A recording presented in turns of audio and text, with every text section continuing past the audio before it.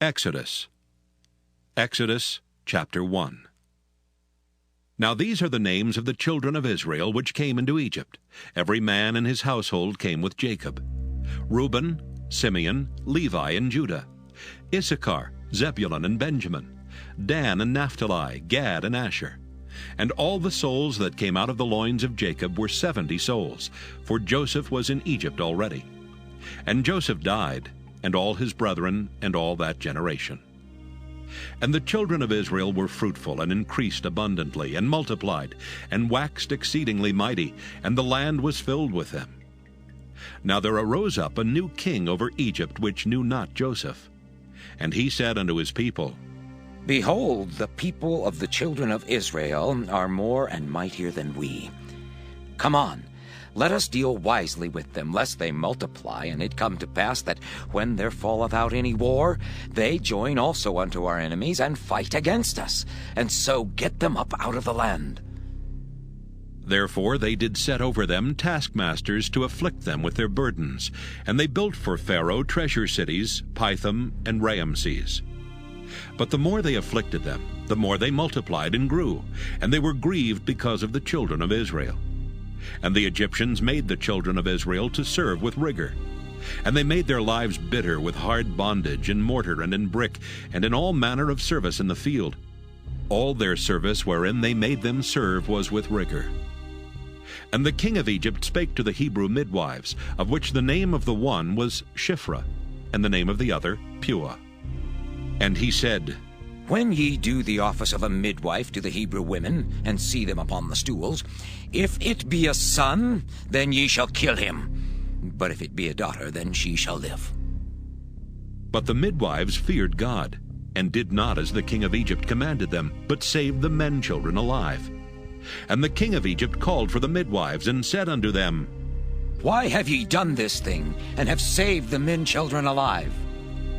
And the midwives said unto Pharaoh, Because the Hebrew women are not as the Egyptian women, for they are lively, and are delivered ere the midwives come in unto them. Therefore God dealt well with the midwives, and the people multiplied and waxed very mighty. And it came to pass, because the midwives feared God, that he made them houses. And Pharaoh charged all his people, saying, Every son that is born ye shall cast into the river, and every daughter ye shall save alive. Exodus chapter 2. And there went a man of the house of Levi, and took to wife a daughter of Levi. And the woman conceived and bare a son, and when she saw him that he was a goodly child, she hid him 3 months. And when she could not longer hide him, she took for him an ark of bulrushes, and daubed it with slime and with pitch, and put the child therein. And she laid it in the flags by the river's brink. And his sister stood afar off to wit what would be done to him. And the daughter of Pharaoh came down to wash herself at the river, and her maidens walked along by the river's side. And when she saw the ark among the flags, she sent her maid to fetch it. And when she had opened it, she saw the child, and behold, the babe wept. And she had compassion on him, and said, This is one of the Hebrews' children. Then said his sister to Pharaoh's daughter, Shall I go and call to thee a nurse of the Hebrew women, that she may nurse the child for thee? And Pharaoh's daughter said to her, Go. And the maid went and called the child's mother. And Pharaoh's daughter said unto her, Take this child away and nurse it for me, and I will give thee thy wages. And the woman took the child and nursed it. And the child grew, and she brought him unto Pharaoh's daughter, and he became her son. And she called his name Moses. And she said, Because I drew him out of the water. And it came to pass in those days when Moses was grown, that he went out unto his brethren, and looked on their burdens. And he spied an Egyptian smiting an Hebrew, one of his brethren. And he looked this way and that way, and when he saw that there was no man, he slew the Egyptian, and hid him in the sand. And when he went out the second day, behold, 2 men of the Hebrews strove together. And he said to him that did the wrong, Wherefore smitest thou thy fellow? And he said, Who made thee a prince and a judge over us? Intendest thou to kill me, as thou killedst the Egyptian? And Moses feared, and said, Surely this thing is known. Now when Pharaoh heard this thing, he sought to slay Moses. But Moses fled from the face of Pharaoh and dwelt in the land of Midian, and he sat down by a well. Now the priest of Midian had 7 daughters, and they came and drew water and filled the troughs to water their father's flock. And the shepherds came and drove them away, but Moses stood up and helped them and watered their flock. And when they came to Reuel their father, he said, How is it that ye are come so soon today? And they said, An Egyptian delivered us out of the hand of the shepherds, and also drew water enough for us and watered the flock. And he said unto his daughters, And where is he? Why is it that ye have left the man? Call him, that he may eat bread. And Moses was content to dwell with the man. And he gave Moses Zipporah his daughter. And she bare him a son, and he called his name Gershom. For he said, I have been a stranger in a strange land. And it came to pass in process of time that the king of Egypt died. And the children of Israel sighed by reason of the bondage, and they cried, and their cry came up unto God by reason of the bondage. And God heard their groaning, and God remembered his covenant with Abraham, with Isaac, and with Jacob. And God looked upon the children of Israel, and God had respect unto them. Exodus chapter 3. Now Moses kept the flock of Jethro his father-in-law, the priest of Midian, and he led the flock to the backside of the desert, and came to the mountain of God, even to Horeb. And the angel of the Lord appeared unto him in a flame of fire out of the midst of a bush.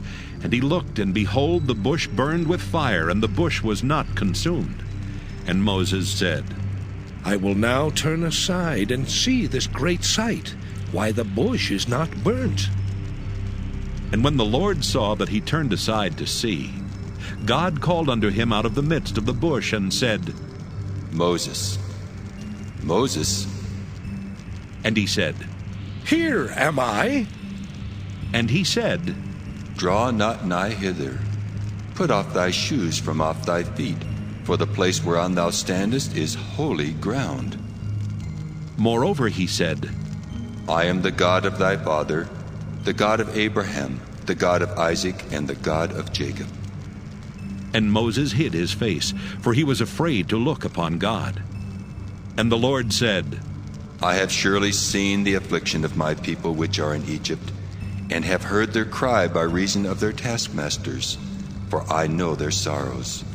And I am come down to deliver them out of the hand of the Egyptians, and to bring them up out of that land unto a good land and a large, unto a land flowing with milk and honey, unto the place of the Canaanites, and the Hittites, and the Amorites, and the Perizzites, and the Hivites, and the Jebusites.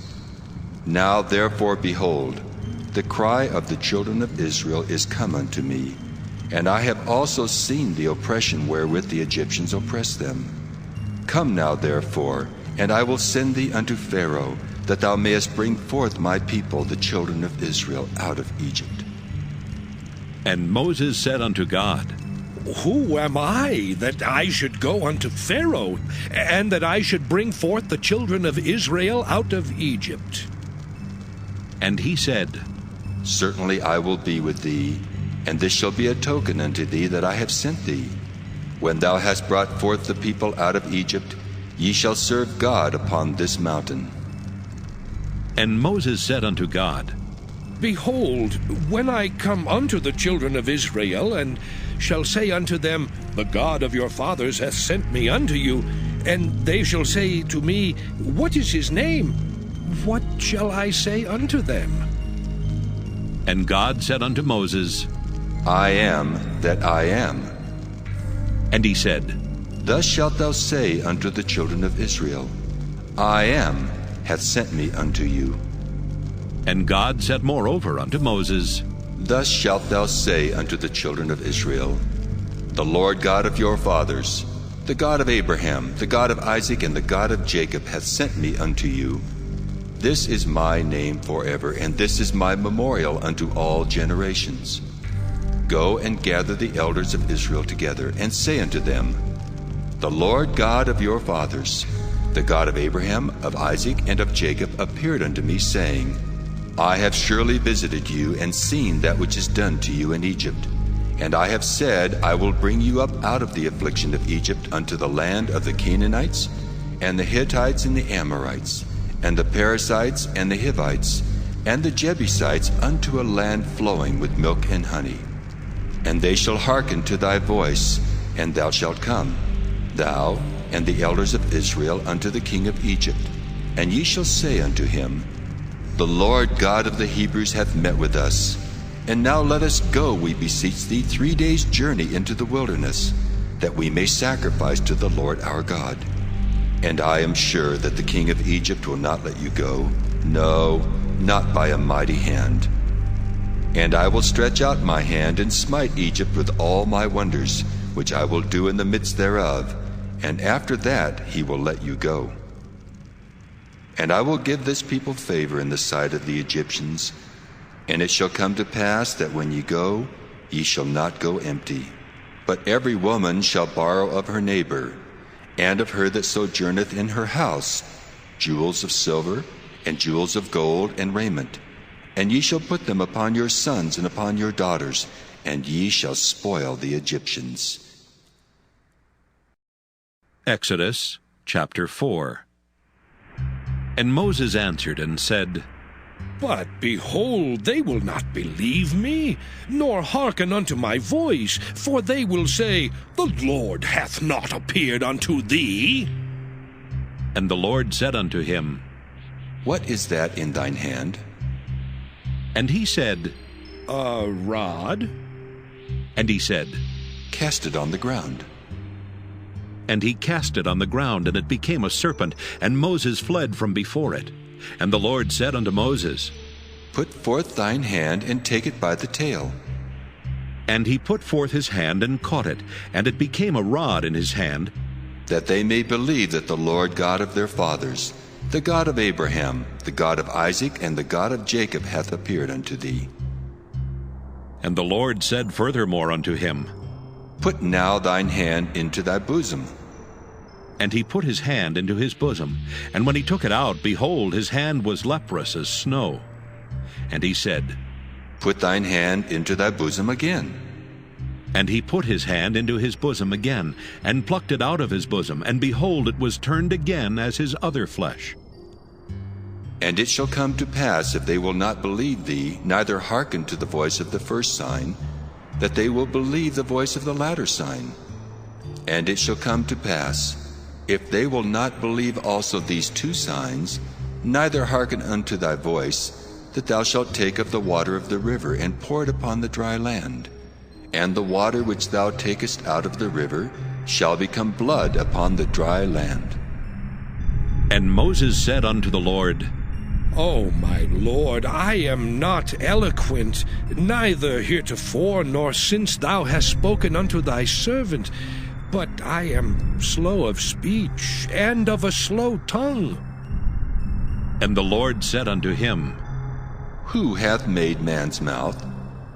Or who maketh the dumb, or deaf, or the seeing, or the blind? Have not I the Lord?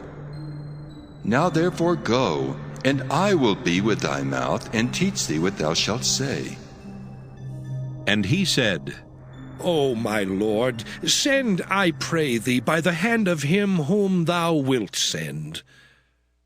And the anger of the Lord was kindled against Moses, and he said, Is not Aaron the Levite thy brother? I know that he can speak well. And also, behold, he cometh forth to meet thee. And when he seeth thee, he will be glad in his heart. And thou shalt speak unto him, and put words in his mouth. And I will be with thy mouth, and with his mouth, and will teach you what ye shall do. And he shall be thy spokesman unto the people. And he shall be, even he shall be to thee instead of a mouth, and thou shalt be to him instead of God. And thou shalt take this rod in thine hand, wherewith thou shalt do signs. And Moses went and returned to Jethro his father-in-law, and said unto him, Let me go, I pray thee, and return unto my brethren which are in Egypt, and see whether they be yet alive. And Jethro said to Moses, Go in peace.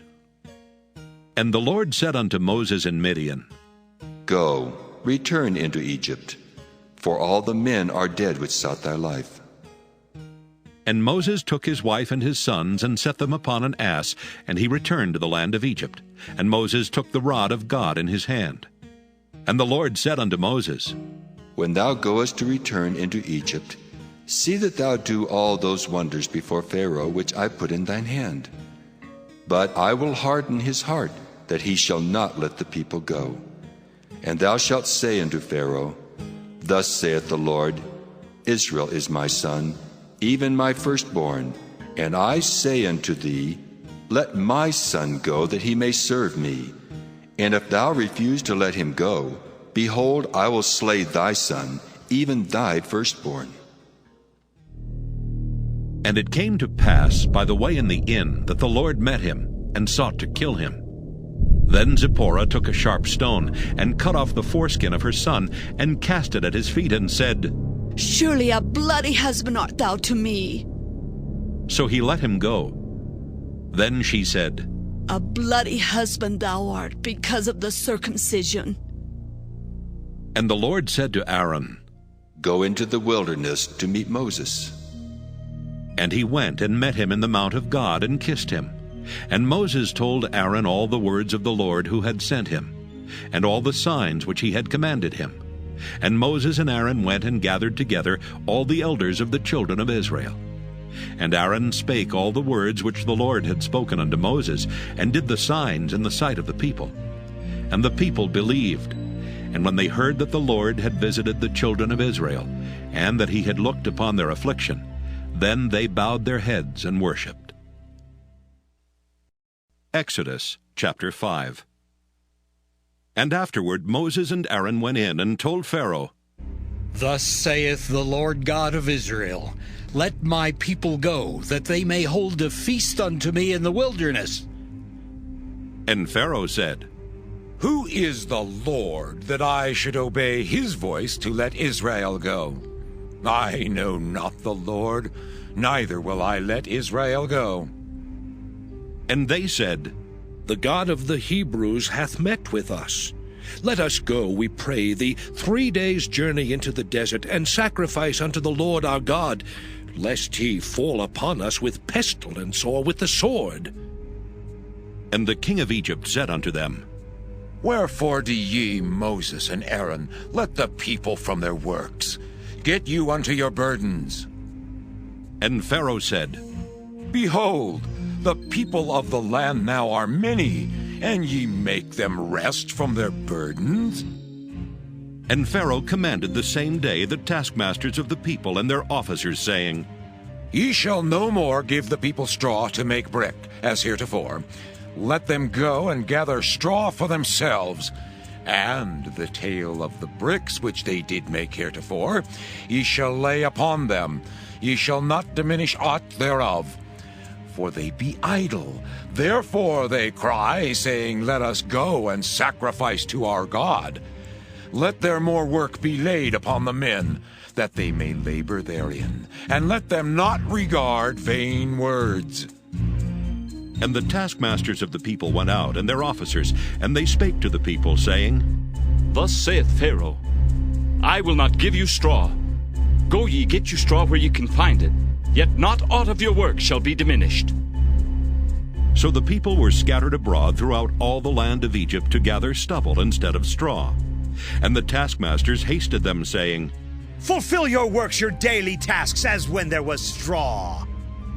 And the officers of the children of Israel, which Pharaoh's taskmasters had set over them, were beaten and demanded, Wherefore have ye not fulfilled your task in making brick both yesterday and today as heretofore? Then the officers of the children of Israel came and cried unto Pharaoh, saying, Wherefore dealest thou thus with thy servants? There is no straw given unto thy servants, and they say to us, Make brick, and behold, thy servants are beaten. But the fault is in thine own people. But he said, Ye are idle, therefore ye say, Let us go and do sacrifice to the Lord. Go therefore now and work, for there shall no straw be given you, yet shall ye deliver the tale of bricks.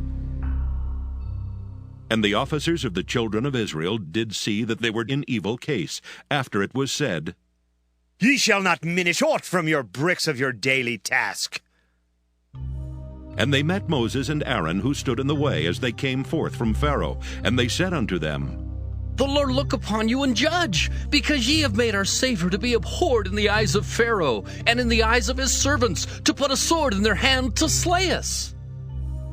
And Moses returned unto the Lord, and said, Lord, wherefore hast thou so evil entreated this people? Why is it that thou hast sent me? For since I came to Pharaoh to speak in thy name, he hath done evil to this people. Neither hast thou delivered thy people at all. Exodus chapter 6. Then the Lord said unto Moses, Now shalt thou see what I will do to Pharaoh. For with a strong hand shall he let them go, and with a strong hand shall he drive them out of his land. And God spake unto Moses, and said unto him, I am the Lord, and I appeared unto Abraham, unto Isaac, and unto Jacob by the name of God Almighty. But by my name Jehovah was I not known to them. And I have also established my covenant with them, to give them the land of Canaan, the land of their pilgrimage wherein they were strangers. And I have also heard the groaning of the children of Israel, whom the Egyptians keep in bondage, and I have remembered my covenant. Wherefore say unto the children of Israel, I am the Lord, and I will bring you out from under the burdens of the Egyptians, and I will rid you out of their bondage, and I will redeem you with a stretched out arm and with great judgments. And I will take you to me for a people, and I will be to you a God. And ye shall know that I am the Lord your God, which bringeth you out from under the burdens of the Egyptians. And I will bring you in unto the land, concerning the which I did swear to give it to Abraham, to Isaac, and to Jacob. And I will give it you for an heritage. I am the Lord. And Moses spake so unto the children of Israel. But they hearkened not unto Moses for anguish of spirit and for cruel bondage. And the Lord spake unto Moses, saying, Go in, speak unto Pharaoh king of Egypt, that he let the children of Israel go out of his land. And Moses spake before the Lord, saying, Behold, the children of Israel have not hearkened unto me. How then shall Pharaoh hear me, who am of uncircumcised lips? And the Lord spake unto Moses and unto Aaron, and gave them a charge unto the children of Israel, and unto Pharaoh king of Egypt, to bring the children of Israel out of the land of Egypt. These be the heads of their fathers' houses. The sons of Reuben, the firstborn of Israel, Hanok and Palu, Hezron and Carmi. These be the families of Reuben. And the sons of Simeon, Jemuel and Jamin, and Ohad and Jachin, and Zohar and Shaul, the son of a Canaanitish woman. These are the families of Simeon. And these are the names of the sons of Levi according to their generations, Gershon and Kohath and Merari. And the years of the life of Levi were 137 years. The sons of Gershon, Libni and Shimei according to their families. And the sons of Kohath, Amram and Izhar and Hebron and Uzziel. And the years of the life of Kohath were 133 years. And the sons of Merari, Mahali and Mushi. These are the families of Levi according to their generations. And Amram took him Jochebed, his father's sister, to wife, and she bare him Aaron and Moses. And the years of the life of Amram were 137 years. And the sons of Izhar, Korah and Nepheg and Zichri. And the sons of Uzziel, Mishael and Elzaphan and Zithri. And Aaron took him Elisheba, daughter of Aminadab, sister of Naashon, to wife, and she bare him Nadab and Abihu, Eleazar and Ithamar. And the sons of Korah, Asher and Elkanah, and Abisaph. These are the families of the Korhites. And Eleazar, Aaron's son, took him one of the daughters of Putiel to wife, and she bare him Phinehas. These are the heads of the fathers of the Levites according to their families. These are that Aaron and Moses, to whom the Lord said, Bring out the children of Israel from the land of Egypt, according to their armies. These are they which spake to Pharaoh king of Egypt, to bring out the children of Israel from Egypt. These are that Moses and Aaron. And it came to pass on the day when the Lord spake unto Moses in the land of Egypt, that the Lord spake unto Moses, saying, I am the Lord. Speak thou unto Pharaoh king of Egypt all that I say unto thee. And Moses said before the Lord, Lord, behold, I am of uncircumcised lips, and how shall Pharaoh hearken unto me? Exodus chapter 7. And the Lord said unto Moses, See, I have made thee a god to Pharaoh, and Aaron thy brother shall be thy prophet. Thou shalt speak all that I command thee, and Aaron thy brother shall speak unto Pharaoh, that he send the children of Israel out of his land. And I will harden Pharaoh's heart, and multiply my signs and my wonders in the land of Egypt. But Pharaoh shall not hearken unto you, that I may lay my hand upon Egypt, and bring forth mine armies, and my people the children of Israel out of the land of Egypt by great judgments. And the Egyptians shall know that I am the Lord, when I stretch forth mine hand upon Egypt, and bring out the children of Israel from among them. And Moses and Aaron did as the Lord commanded them, so did they. And Moses was 80 years old, and Aaron 83 years old, when they spake unto Pharaoh. And the Lord spake unto Moses and unto Aaron, saying, When Pharaoh shall speak unto you, saying, Show a miracle for you, then thou shalt say unto Aaron, Take thy rod and cast it before Pharaoh, and it shall become a serpent. And Moses and Aaron went in unto Pharaoh, and they did so as the Lord had commanded. And Aaron cast down his rod before Pharaoh and before his servants, and it became a serpent. Then Pharaoh also called the wise men and the sorcerers. Now the magicians of Egypt, they also did in like manner with their enchantments.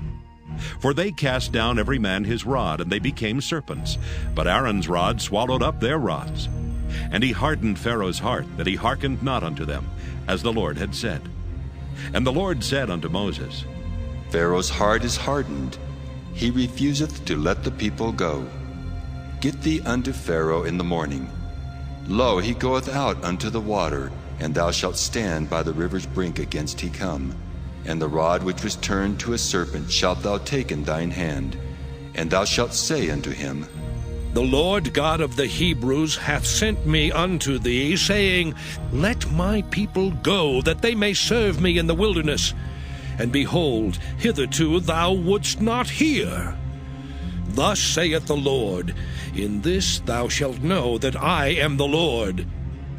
Behold, I will smite with the rod that is in mine hand upon the waters which are in the river, and they shall be turned to blood. And the fish that is in the river shall die, and the river shall stink, and the Egyptians shall loathe to drink of the water of the river. And the Lord spake unto Moses, Say unto Aaron, Take thy rod and stretch out thine hand upon the waters of Egypt, upon their streams, upon their rivers, and upon their ponds, and upon all their pools of water, that they may become blood, and that there may be blood throughout all the land of Egypt, both in vessels of wood and in vessels of stone. And Moses and Aaron did so as the Lord commanded. And he lifted up the rod and smote the waters that were in the river, in the sight of Pharaoh, and in the sight of his servants. And all the waters that were in the river were turned to blood. And the fish that was in the river died, and the river stank, and the Egyptians could not drink of the water of the river. And there was blood throughout all the land of Egypt. And the magicians of Egypt did so with their enchantments, and Pharaoh's heart was hardened, neither did he hearken unto them as the Lord had said. And Pharaoh turned and went into his house, neither did he set his heart to this also. And all the Egyptians digged round about the river for water to drink, for they could not drink of the water of the river. And 7 days were fulfilled after that the Lord had smitten the river. Exodus chapter 8. And the Lord spake unto Moses, Go unto Pharaoh, and say unto him, Thus saith the Lord, Let my people go, that they may serve me. And if thou refuse to let them go, behold, I will smite all thy borders with frogs. And the river shall bring forth frogs abundantly, which shall go up and come into thine house, and into thy bedchamber, and upon thy bed, and into the house of thy servants, and upon thy people, and into thine ovens, and into thy kneading troughs. And the frogs shall come up both on thee, and upon thy people, and upon all thy servants. And the Lord spake unto Moses, Say unto Aaron, Stretch forth thine hand with thy rod over the streams, over the rivers and over the ponds, and cause frogs to come up upon the land of Egypt. And Aaron stretched out his hand over the waters of Egypt, and the frogs came up and covered the land of Egypt. And the magicians did so with their enchantments, and brought up frogs upon the land of Egypt. Then Pharaoh called for Moses and Aaron, and said, Entreat the Lord that he may take away the frogs from me and from my people, and I will let the people go, that they may do sacrifice unto the Lord. And Moses said unto Pharaoh, Glory over me. When shall I entreat for thee, and for thy servants, and for thy people, to destroy the frogs from thee and thy houses, that they may remain in the river only? And he said, Tomorrow. And he said, Be it according to thy word, that thou mayest know that there is none like unto the Lord our God. And the frogs shall depart from thee, and from thy houses, and from thy servants, and from thy people. They shall remain in the river only. And Moses and Aaron went out from Pharaoh. And Moses cried unto the Lord because of the frogs which he had brought against Pharaoh. And the Lord did according to the word of Moses, and the frogs died out of the houses, out of the villages, and out of the fields. And they gathered them together upon heaps, and the land stank. But when Pharaoh saw that there was respite, he hardened his heart, and hearkened not unto them, as the Lord had said. And the Lord said unto Moses, Say unto Aaron, Stretch out thy rod, and smite the dust of the land, that it may become lice throughout all the land of Egypt. And they did so. For Aaron stretched out his hand with his rod, and smote the dust of the earth, and it became lice in man and in beast. All the dust of the land became lice throughout all the land of Egypt. And the magicians did so with their enchantments to bring forth lice, but they could not. So there were lice upon man and upon beast. Then the magician said unto Pharaoh, This is the finger of God. And Pharaoh's heart was hardened, and he hearkened not unto them, as the Lord had said. And the Lord said unto Moses, Rise up early in the morning, and stand before Pharaoh. Lo, he cometh forth to the water, and say unto him, Thus saith the Lord, Let my people go, that they may serve me. Else, if thou wilt not let my people go, behold, I will send swarms of flies upon thee, and upon thy servants, and upon thy people, and into thy houses. And the houses of the Egyptians shall be full of swarms of flies, and also the ground whereon they are. And I will sever in that day the land of Goshen, in which my people dwell, that no swarms of flies shall be there. To the end thou mayest know that I am the Lord in the midst of the earth. And I will put a division between my people and thy people. Tomorrow shall this sign be. And the Lord did so. And there came a grievous swarm of flies into the house of Pharaoh, and into his servants' houses, and into all the land of Egypt. The land was corrupted by reason of the swarm of flies. And Pharaoh called for Moses and for Aaron, and said, Go ye, sacrifice to your God in the land.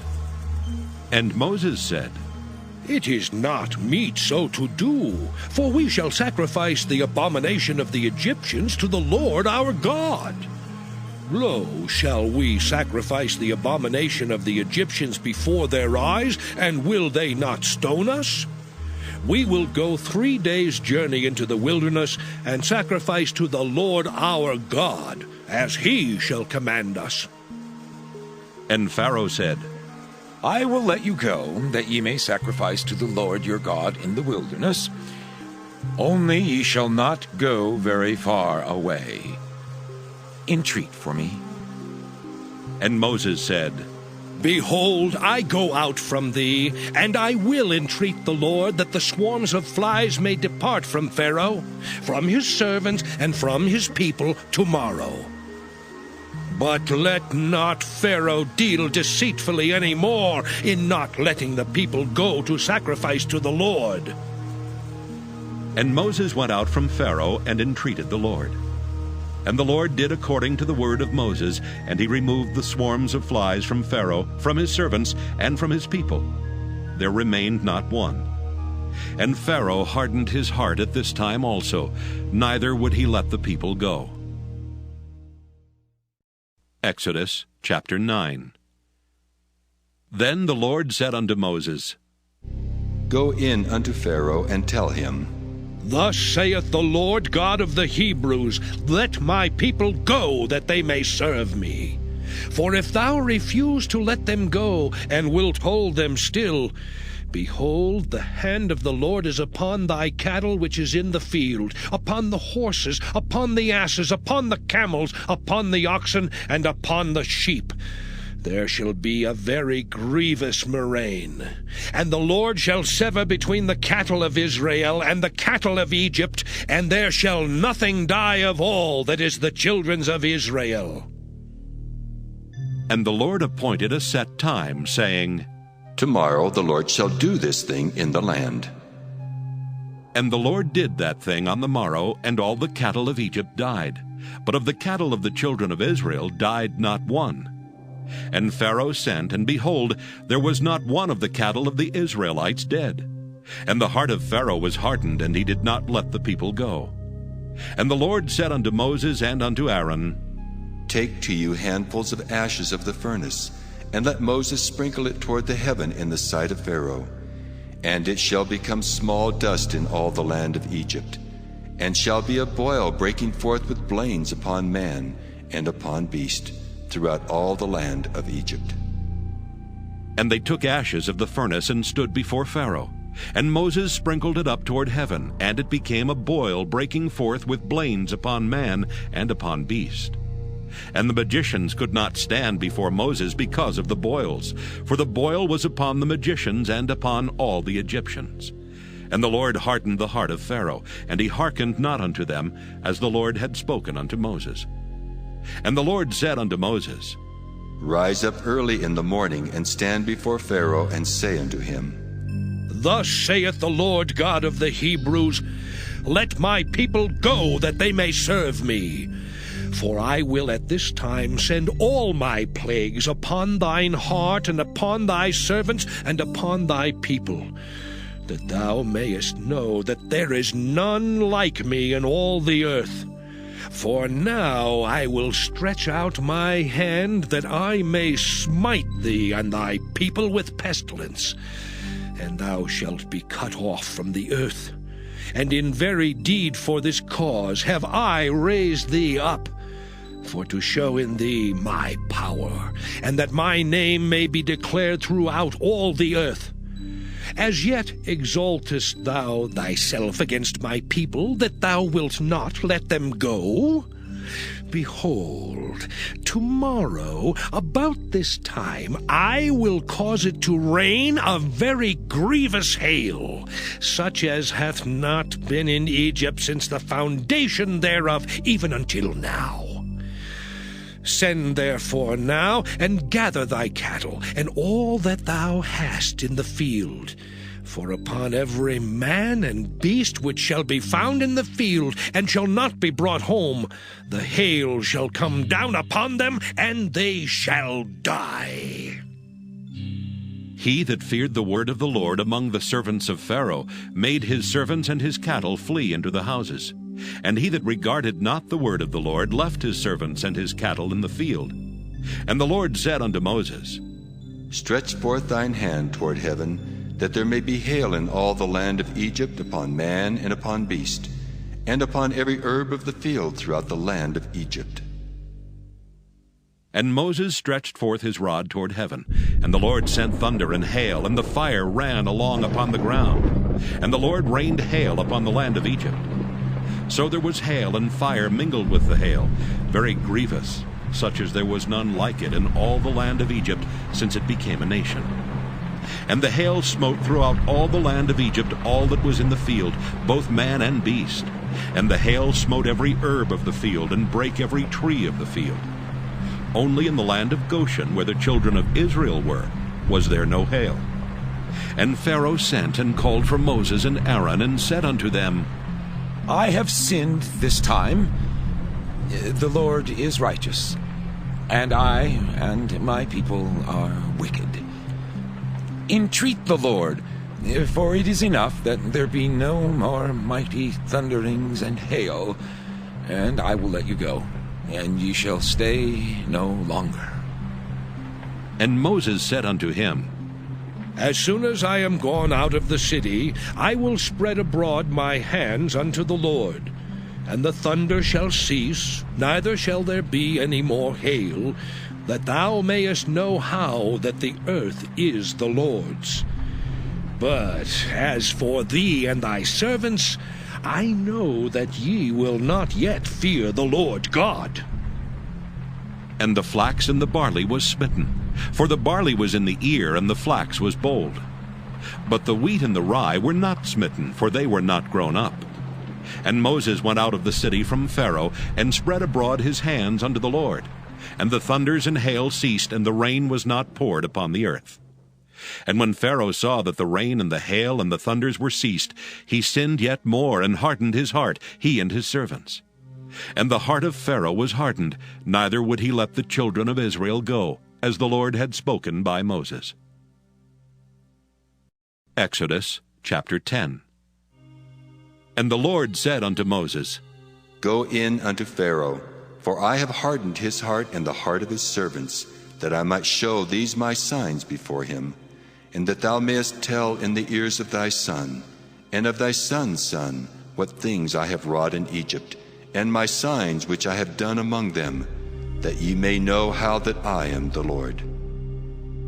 And Moses and Aaron came in unto Pharaoh, and said unto him, Thus saith the Lord God of the Hebrews, How long wilt thou refuse to humble thyself before me?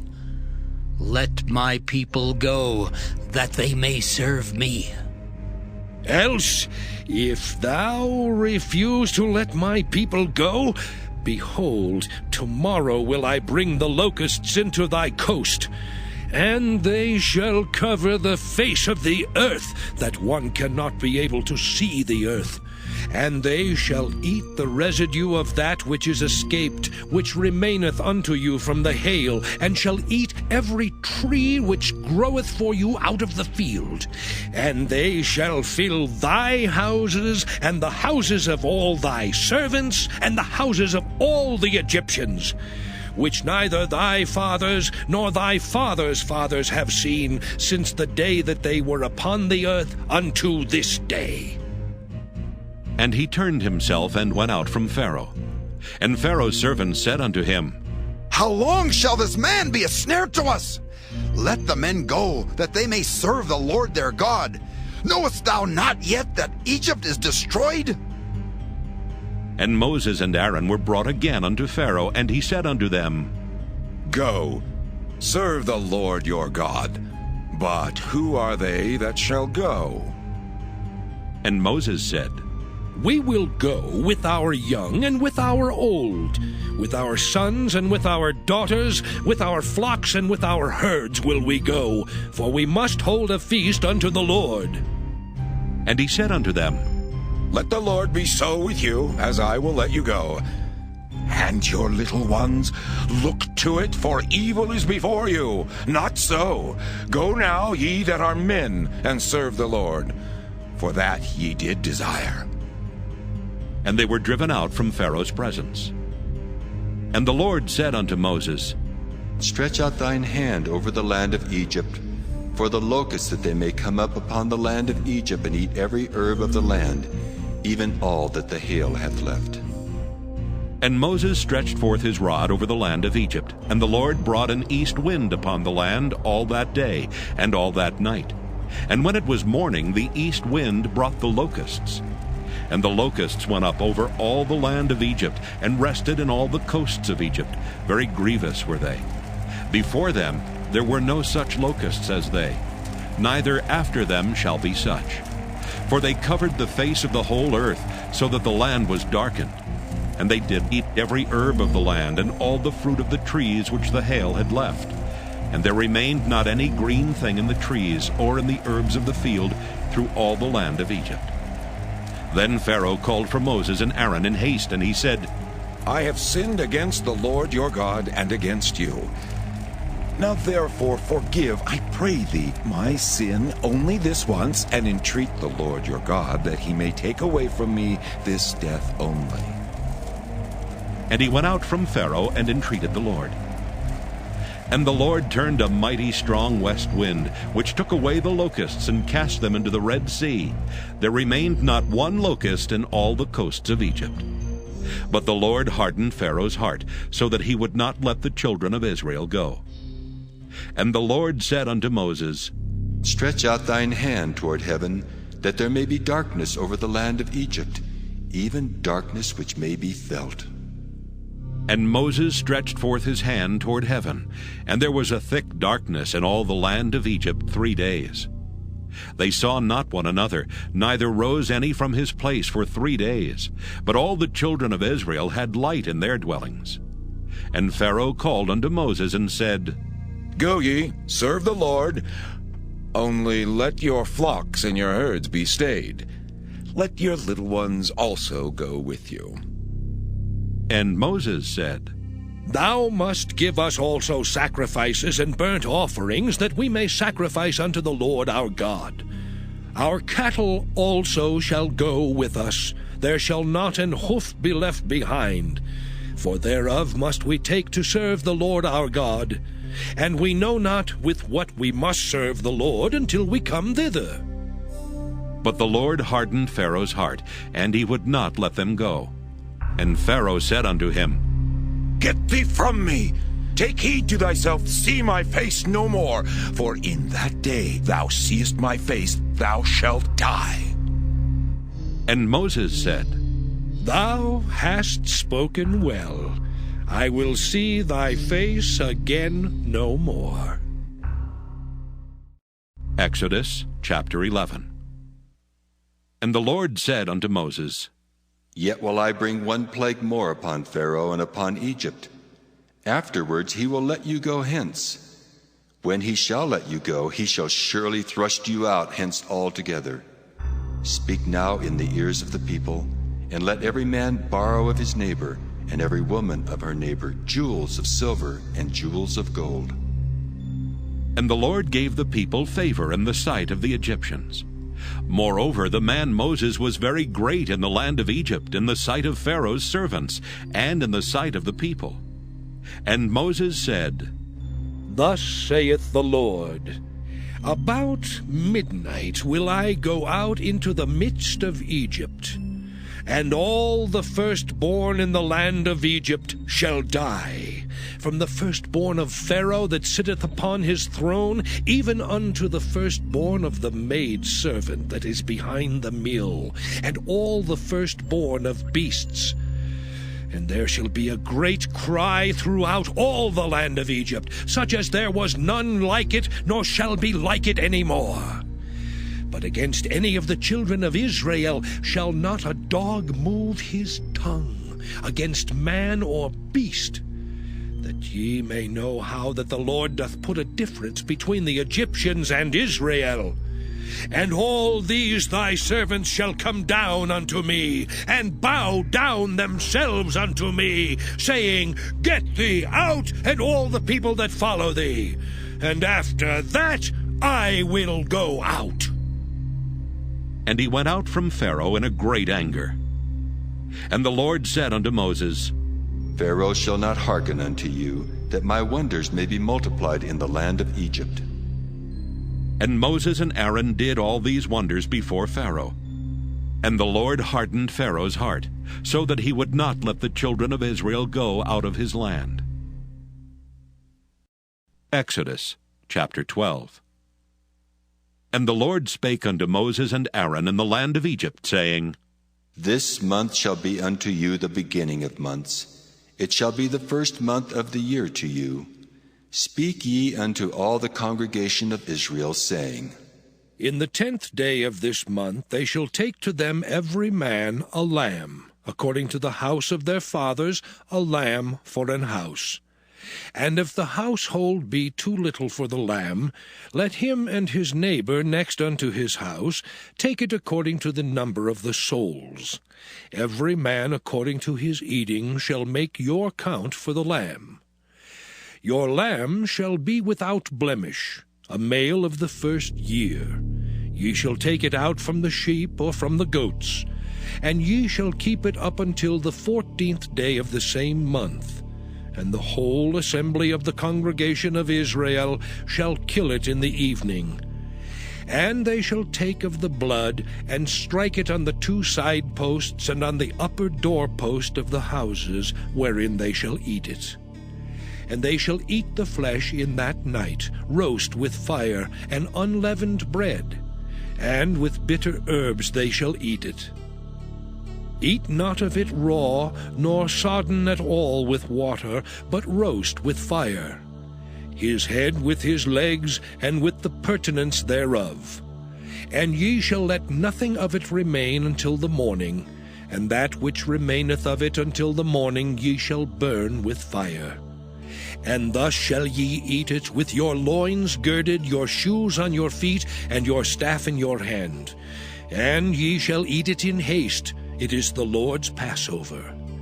For I will pass through the land of Egypt this night, and will smite all the firstborn in the land of Egypt, both man and beast. And against all the gods of Egypt I will execute judgment. I am the Lord. And the blood shall be to you for a token upon the houses where ye are. And when I see the blood, I will pass over you, and the plague shall not be upon you to destroy you when I smite the land of Egypt.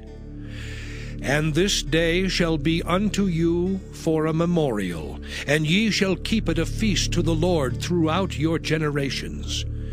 Ye shall keep it a feast by an ordinance forever. 7 days shall ye eat unleavened bread. Even the first day ye shall put away leaven out of your houses. For whosoever eateth leavened bread from the first day until the 7th day, that soul shall be cut off from Israel. And in the first day there shall be an holy convocation, and in the 7th day there shall be an holy convocation to you. No manner of work shall be done in them, save that which every man must eat, that only may be done of you. And ye shall observe the feast of unleavened bread. For in this selfsame day have I brought your armies out of the land of Egypt. Therefore shall ye observe this day in your generations by an ordinance forever. In the 1st month, on the 14th day of the month at even, ye shall eat unleavened bread, until the 21st day of the month at even. 7 days shall there be no leaven found in your houses. For whosoever eateth that which is leavened, even that soul shall be cut off from the congregation of Israel, whether he be a stranger or born in the land. Ye shall eat nothing leavened. In all your habitations shall ye eat unleavened bread. Then Moses called for all the elders of Israel, and said unto them, Draw out and take you a lamb according to your families, and kill the Passover. And ye shall take a bunch of hyssop, and dip it in the blood that is in the basin, and strike the lintel and the 2 side posts with the blood that is in the basin. And none of you shall go out at the door of his house until the morning. For the Lord will pass through to smite the Egyptians, and when he seeth the blood upon the lintel and on the 2 side posts, the Lord will pass over the door, and will not suffer the destroyer to come in unto your houses to smite you. And ye shall observe this thing for an ordinance to thee and to thy sons forever. And it shall come to pass, when ye be come to the land which the Lord will give you, according as he hath promised, that ye shall keep this service. And it shall come to pass, when your children shall say unto you, What mean ye by this service? That ye shall say, It is the sacrifice of the Lord's Passover, who passed over the houses of the children of Israel in Egypt, when he smote the Egyptians and delivered our houses. And the people bowed the head and worshipped. And the children of Israel went away and did as the Lord had commanded Moses and Aaron, so did they. And it came to pass that at midnight the Lord smote all the firstborn in the land of Egypt, from the firstborn of Pharaoh that sat on his throne unto the firstborn of the captive that was in the dungeon, and all the firstborn of cattle. And Pharaoh rose up in the night, he and all his servants and all the Egyptians. And there was a great cry in Egypt, for there was not a house where there was not one dead. And he called for Moses and Aaron by night and said, Rise up, and get you forth from among my people, both ye and the children of Israel, and go, serve the Lord as ye have said. Also take your flocks and your herds as ye have said, and be gone. And bless me also. And the Egyptians were urgent upon the people, that they might send them out of the land in haste, for they said, We be all dead men. And the people took their dough before it was leavened, their kneading troughs being bound up in their clothes upon their shoulders. And the children of Israel did according to the word of Moses. And they borrowed of the Egyptians jewels of silver and jewels of gold and raiment. And the Lord gave the people favor in the sight of the Egyptians, so that they lent unto them such things as they required, and they spoiled the Egyptians. And the children of Israel journeyed from Ramesses to Succoth, about 600,000 on foot that were men beside children. And a mixed multitude went up also with them, and flocks and herds, even very much cattle. And they baked unleavened cakes of the dough which they brought forth out of Egypt, for it was not leavened, because they were thrust out of Egypt and could not tarry, neither had they prepared for themselves any victual. Now the sojourning of the children of Israel who dwelt in Egypt was 430 years. And it came to pass at the end of the 430 years, even the selfsame day it came to pass, that all the hosts of the Lord went out from the land of Egypt. It is a night to be much observed unto the Lord for bringing them out from the land of Egypt. This is that night of the Lord to be observed of all the children of Israel in their generations. And the Lord said unto Moses and Aaron, This is the ordinance of the Passover. There shall no stranger eat thereof, but every man's servant that is bought for money, when thou hast circumcised him, then shall he eat thereof. A foreigner and an hired servant shall not eat thereof. In one house shall it be eaten. Thou shalt not carry forth aught of the flesh abroad out of the house, neither shall ye break a bone thereof. All the congregation of Israel shall keep it. And when a stranger shall sojourn with thee, and will keep the Passover to the Lord, let all his males be circumcised, and then let him come near and keep it. And he shall be as one that is born in the land, for no uncircumcised person shall eat thereof. One law shall be to him that is homeborn, and unto the stranger that sojourneth among you. Thus did all the children of Israel. As the Lord commanded Moses and Aaron, so did they. And it came to pass the selfsame day that the Lord did bring the children of Israel out of the land of Egypt by their armies. Exodus chapter 13. And the Lord spake unto Moses, saying, Sanctify unto me all the firstborn, whatsoever openeth the womb among the children of Israel, both of man and of beast, it is mine. And Moses said unto the people, Remember this day in which ye came out from Egypt, out of the house of bondage. For by strength of hand the Lord brought you out from this place. There shall no leavened bread be eaten. This day came ye out in the month Abib. And it shall be, when the Lord shall bring thee into the land of the Canaanites, and the Hittites, and the Amorites, and the Hivites, and the Jebusites, which he sware unto thy fathers to give thee, a land flowing with milk and honey, that thou shalt keep this service in this month. 7 days thou shalt eat unleavened bread, and in the 7th day shall be a feast to the Lord. Unleavened bread shall be eaten 7 days, and there shall no leavened bread be seen with thee, neither shall there be leaven seen with thee in all thy quarters. And thou shalt show thy son in that day, saying, This is done because of that which the Lord did unto me when I came forth out of Egypt. And it shall be for a sign unto thee upon thine hand, and for a memorial between thine eyes, that the Lord's law may be in thy mouth. For with a strong hand hath the Lord brought thee out of Egypt. Thou shalt therefore keep this ordinance in his season from year to year. And it shall be, when the Lord shall bring thee into the land of the Canaanites, as he sware unto thee and to thy fathers, and shall give it thee, that thou shalt set apart unto the Lord all that openeth the matrix, and every firstling that cometh of a beast which thou hast, the males shall be the Lord's. And every firstling of an ass thou shalt redeem with a lamb. And if thou wilt not redeem it, then thou shalt break his neck. And all the firstborn of man among thy children shalt thou redeem. And it shall be, when thy son asketh thee in time to come, saying, What is this? That thou shalt say unto him, By strength of hand the Lord brought us out from Egypt, from the house of bondage. And it came to pass, when Pharaoh would hardly let us go, that the Lord slew all the firstborn in the land of Egypt, both the firstborn of man and the firstborn of beast. Therefore I sacrifice to the Lord all that open the matrix, being males. But all the firstborn of my children I redeem. And it shall be for a token upon thine hand, and for frontlets between thine eyes. For by strength of hand the Lord brought us forth out of Egypt.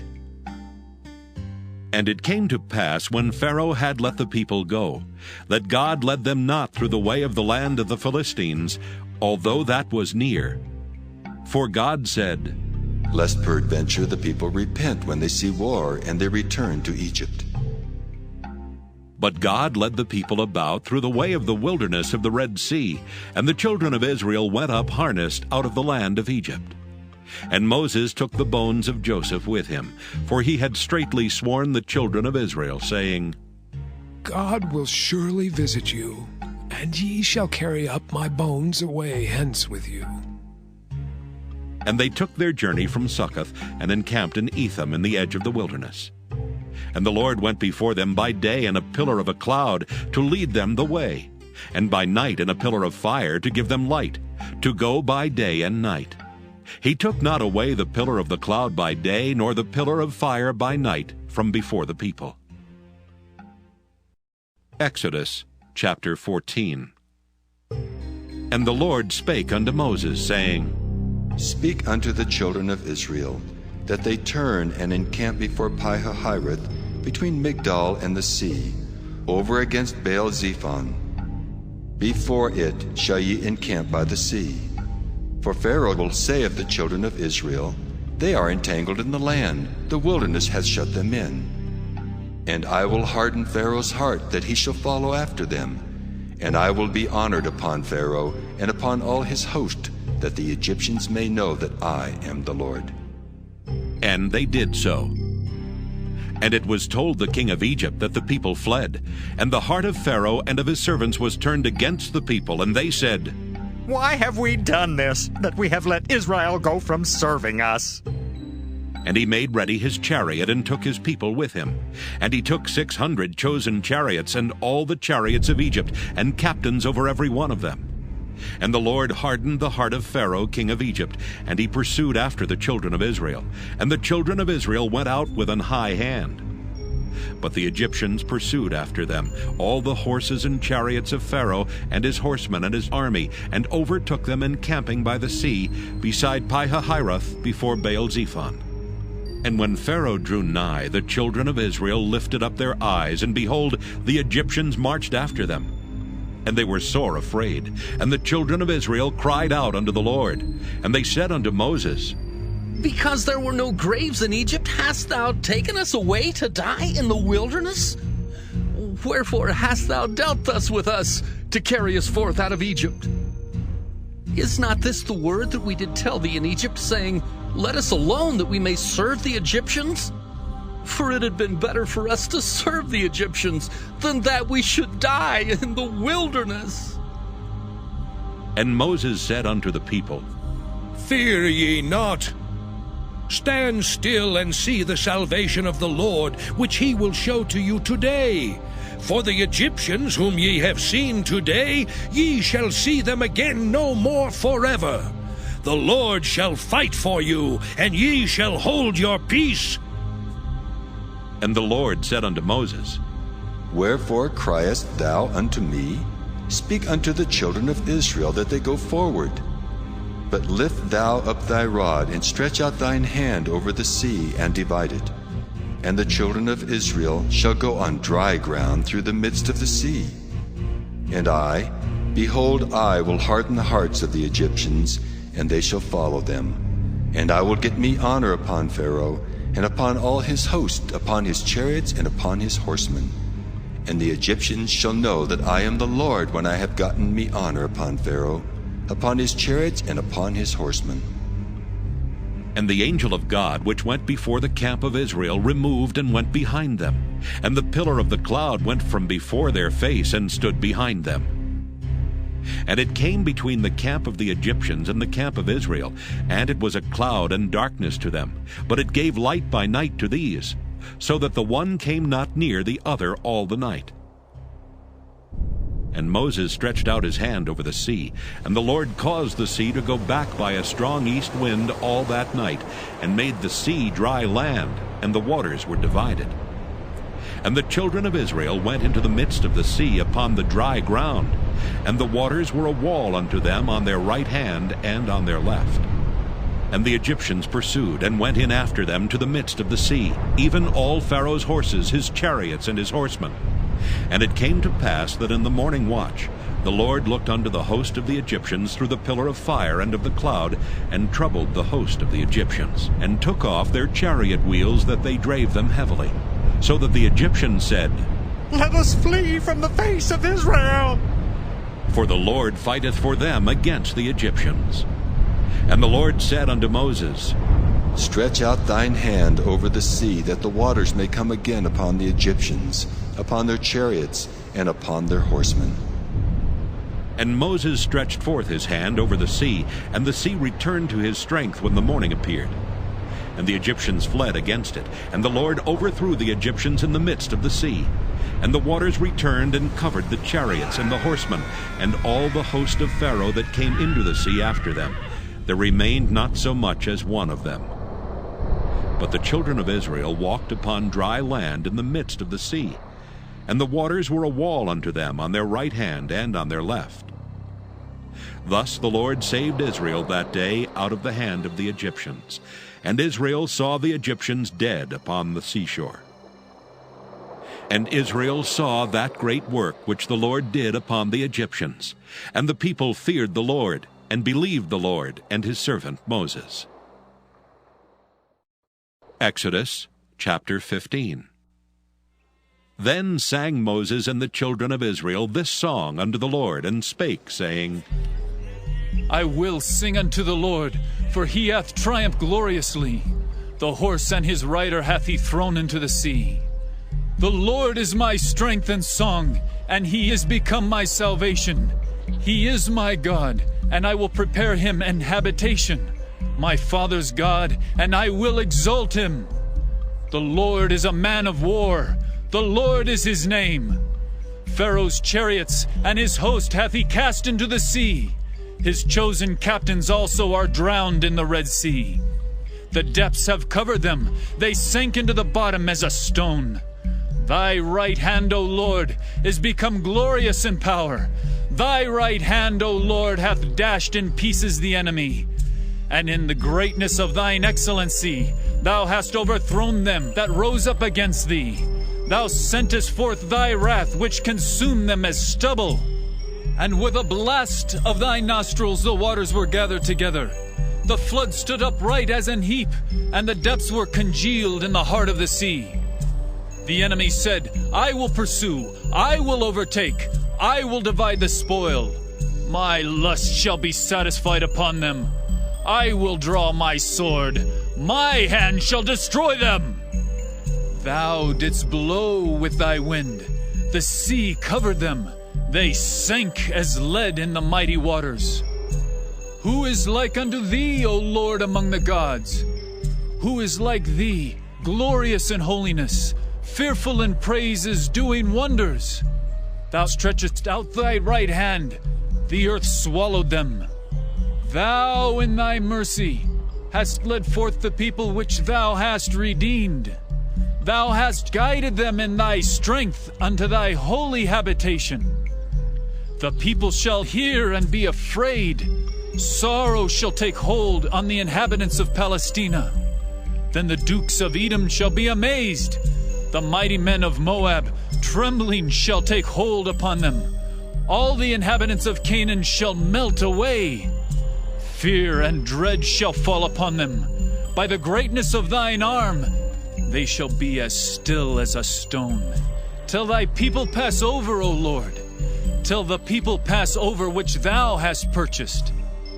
Thou shalt bring them in and plant them in the mountain of thine inheritance, in the place, O Lord, which thou hast made for thee to dwell in the sanctuary, O Lord, which thy hands have established. The Lord shall reign forever and ever. For the horse of Pharaoh went in with his chariots and with his horsemen into the sea, and the Lord brought again the waters of the sea upon them. But the children of Israel went on dry land in the midst of the sea. And Miriam the prophetess, the sister of Aaron, took a timbrel in her hand, and all the women went out after her with timbrels and with dances. And Miriam answered them, Sing ye to the Lord, for he hath triumphed gloriously. The horse and his rider hath he thrown into the sea. So Moses brought Israel from the Red Sea, and they went out into the wilderness of Shur. And they went 3 days in the wilderness and found no water. And when they came to Marah, they could not drink of the waters of Marah, for they were bitter. Therefore the name of it was called Marah. And the people murmured against Moses, saying, What shall we drink? And he cried unto the Lord, and the Lord showed him a tree, which when he had cast into the waters were made sweet.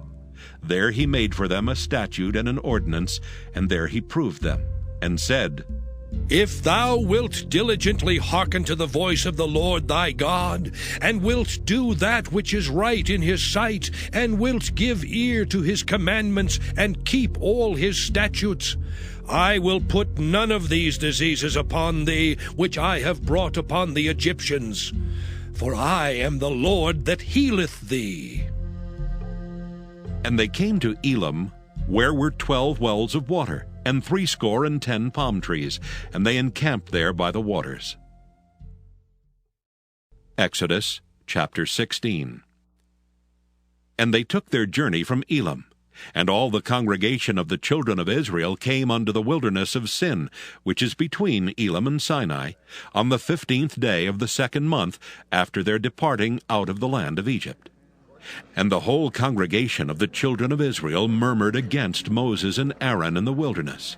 And the children of Israel said unto them, Would to God we had died by the hand of the Lord in the land of Egypt, when we sat by the flesh pots, and when we did eat bread to the full. For ye have brought us forth into this wilderness to kill this whole assembly with hunger. Then said the Lord unto Moses, Behold, I will rain bread from heaven for you, and the people shall go out and gather a certain rate every day, that I may prove them, whether they will walk in my law or no. And it shall come to pass that on the 6th day they shall prepare that which they bring in, and it shall be twice as much as they gather daily. And Moses and Aaron said unto all the children of Israel, At even then ye shall know that the Lord hath brought you out from the land of Egypt. And in the morning then ye shall see the glory of the Lord, for that he heareth your murmurings against the Lord. And what are we that ye murmur against us? And Moses said, This shall be when the Lord shall give you in the evening flesh to eat, and in the morning bread to the full. For that the Lord heareth your murmurings which ye murmur against him. And what are we? Your murmurings are not against us, but against the Lord.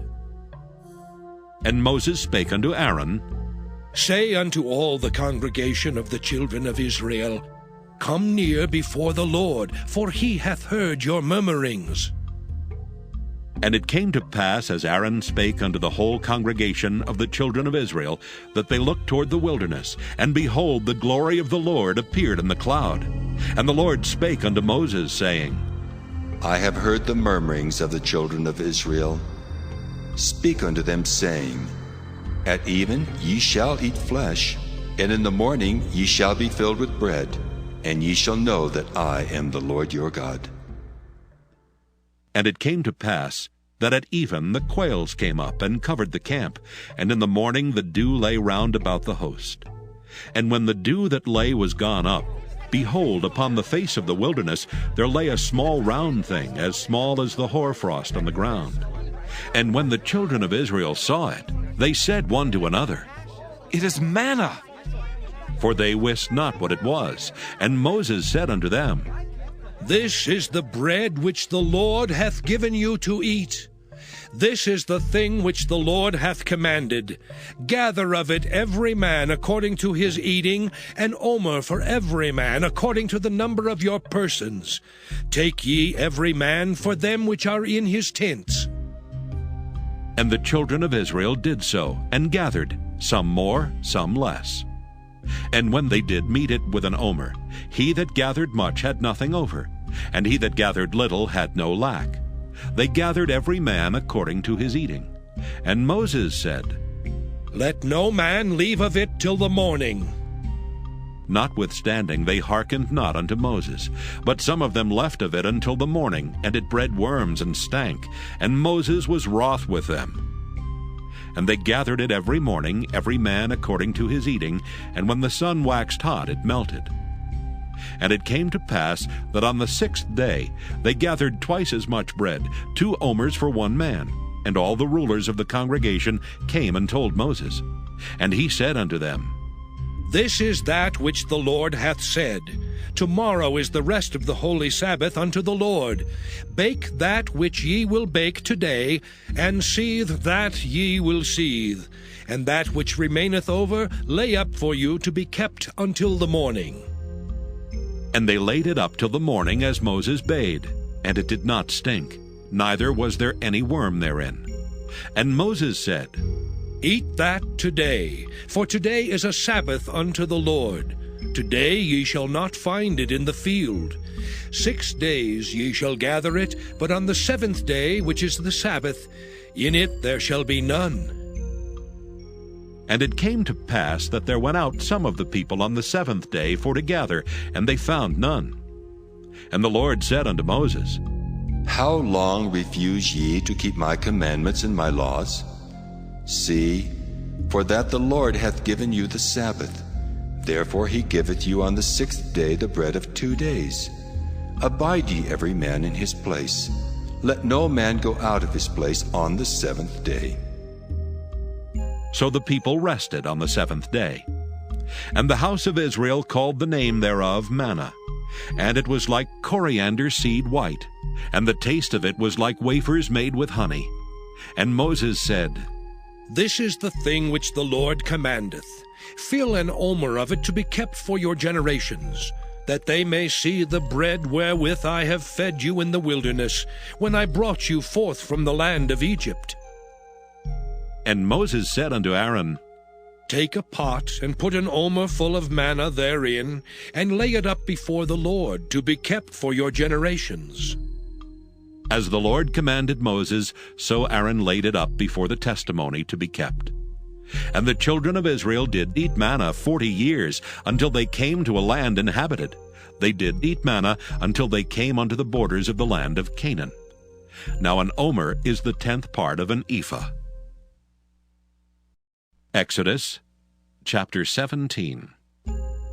And all the congregation of the children of Israel journeyed from the wilderness of Sin after their journeys according to the commandment of the Lord, and pitched in Rephidim, and there was no water for the people to drink. Wherefore the people did chide with Moses, and said, Give us water that we may drink. And Moses said unto them, Why chide ye with me? Wherefore do ye tempt the Lord? And the people thirsted there for water, and the people murmured against Moses, and said, Wherefore is this that thou hast brought us up out of Egypt, to kill us and our children and our cattle with thirst?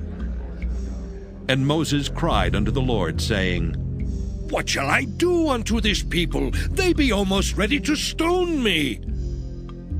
And the Lord said unto Moses, Go on before the people, and take with thee of the elders of Israel, and thy rod wherewith thou smotest the river, take in thine hand, and go.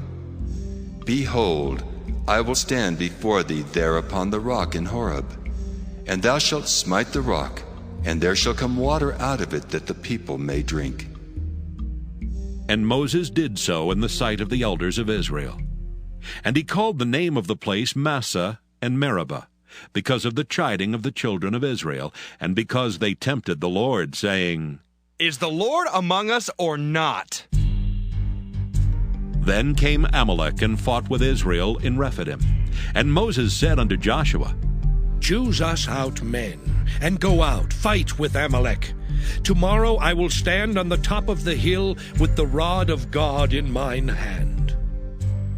So Joshua did as Moses had said to him, and fought with Amalek.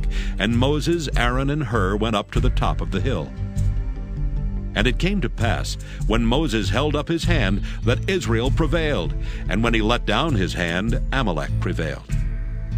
But Moses' hands were heavy, and they took a stone and put it under him, and he sat thereon. And Aaron and Hur stayed up his hands, the one on the one side and the other on the other side, and his hands were steady until the going down of the sun. And Joshua discomfited Amalek and his people with the edge of the sword. And the Lord said unto Moses, Write this for a memorial in a book, and rehearse it in the ears of Joshua. For I will utterly put out the remembrance of Amalek from under heaven. And Moses built an altar, and called the name of it Jehovah Nissi. For he said, Because the Lord hath sworn that the Lord will have war with Amalek from generation to generation. Exodus chapter 18.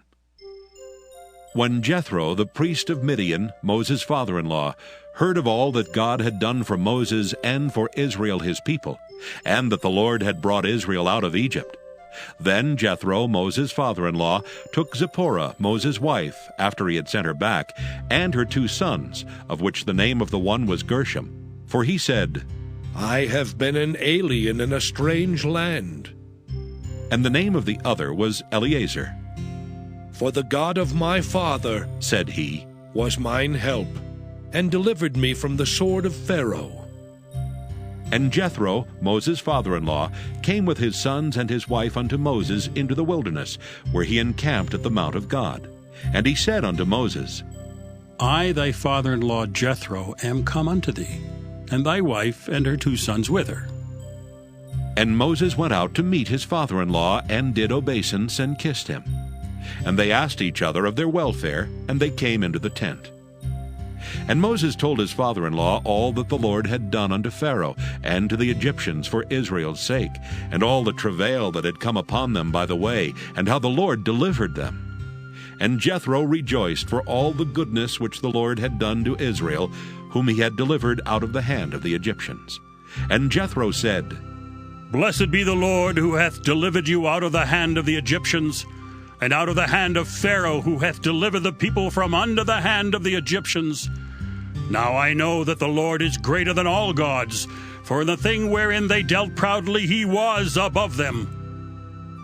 And Jethro, Moses' father-in-law, took a burnt offering and sacrifices for God.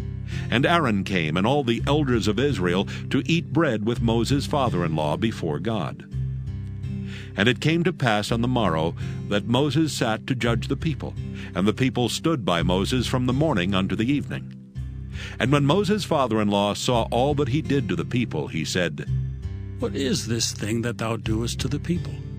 Why sittest thou thyself alone, and all the people stand by thee from morning until even? And Moses said unto his father-in-law, Because the people come unto me to inquire of God. When they have a matter, they come unto me, and I judge between one and another, and I do make them know the statutes of God and his laws.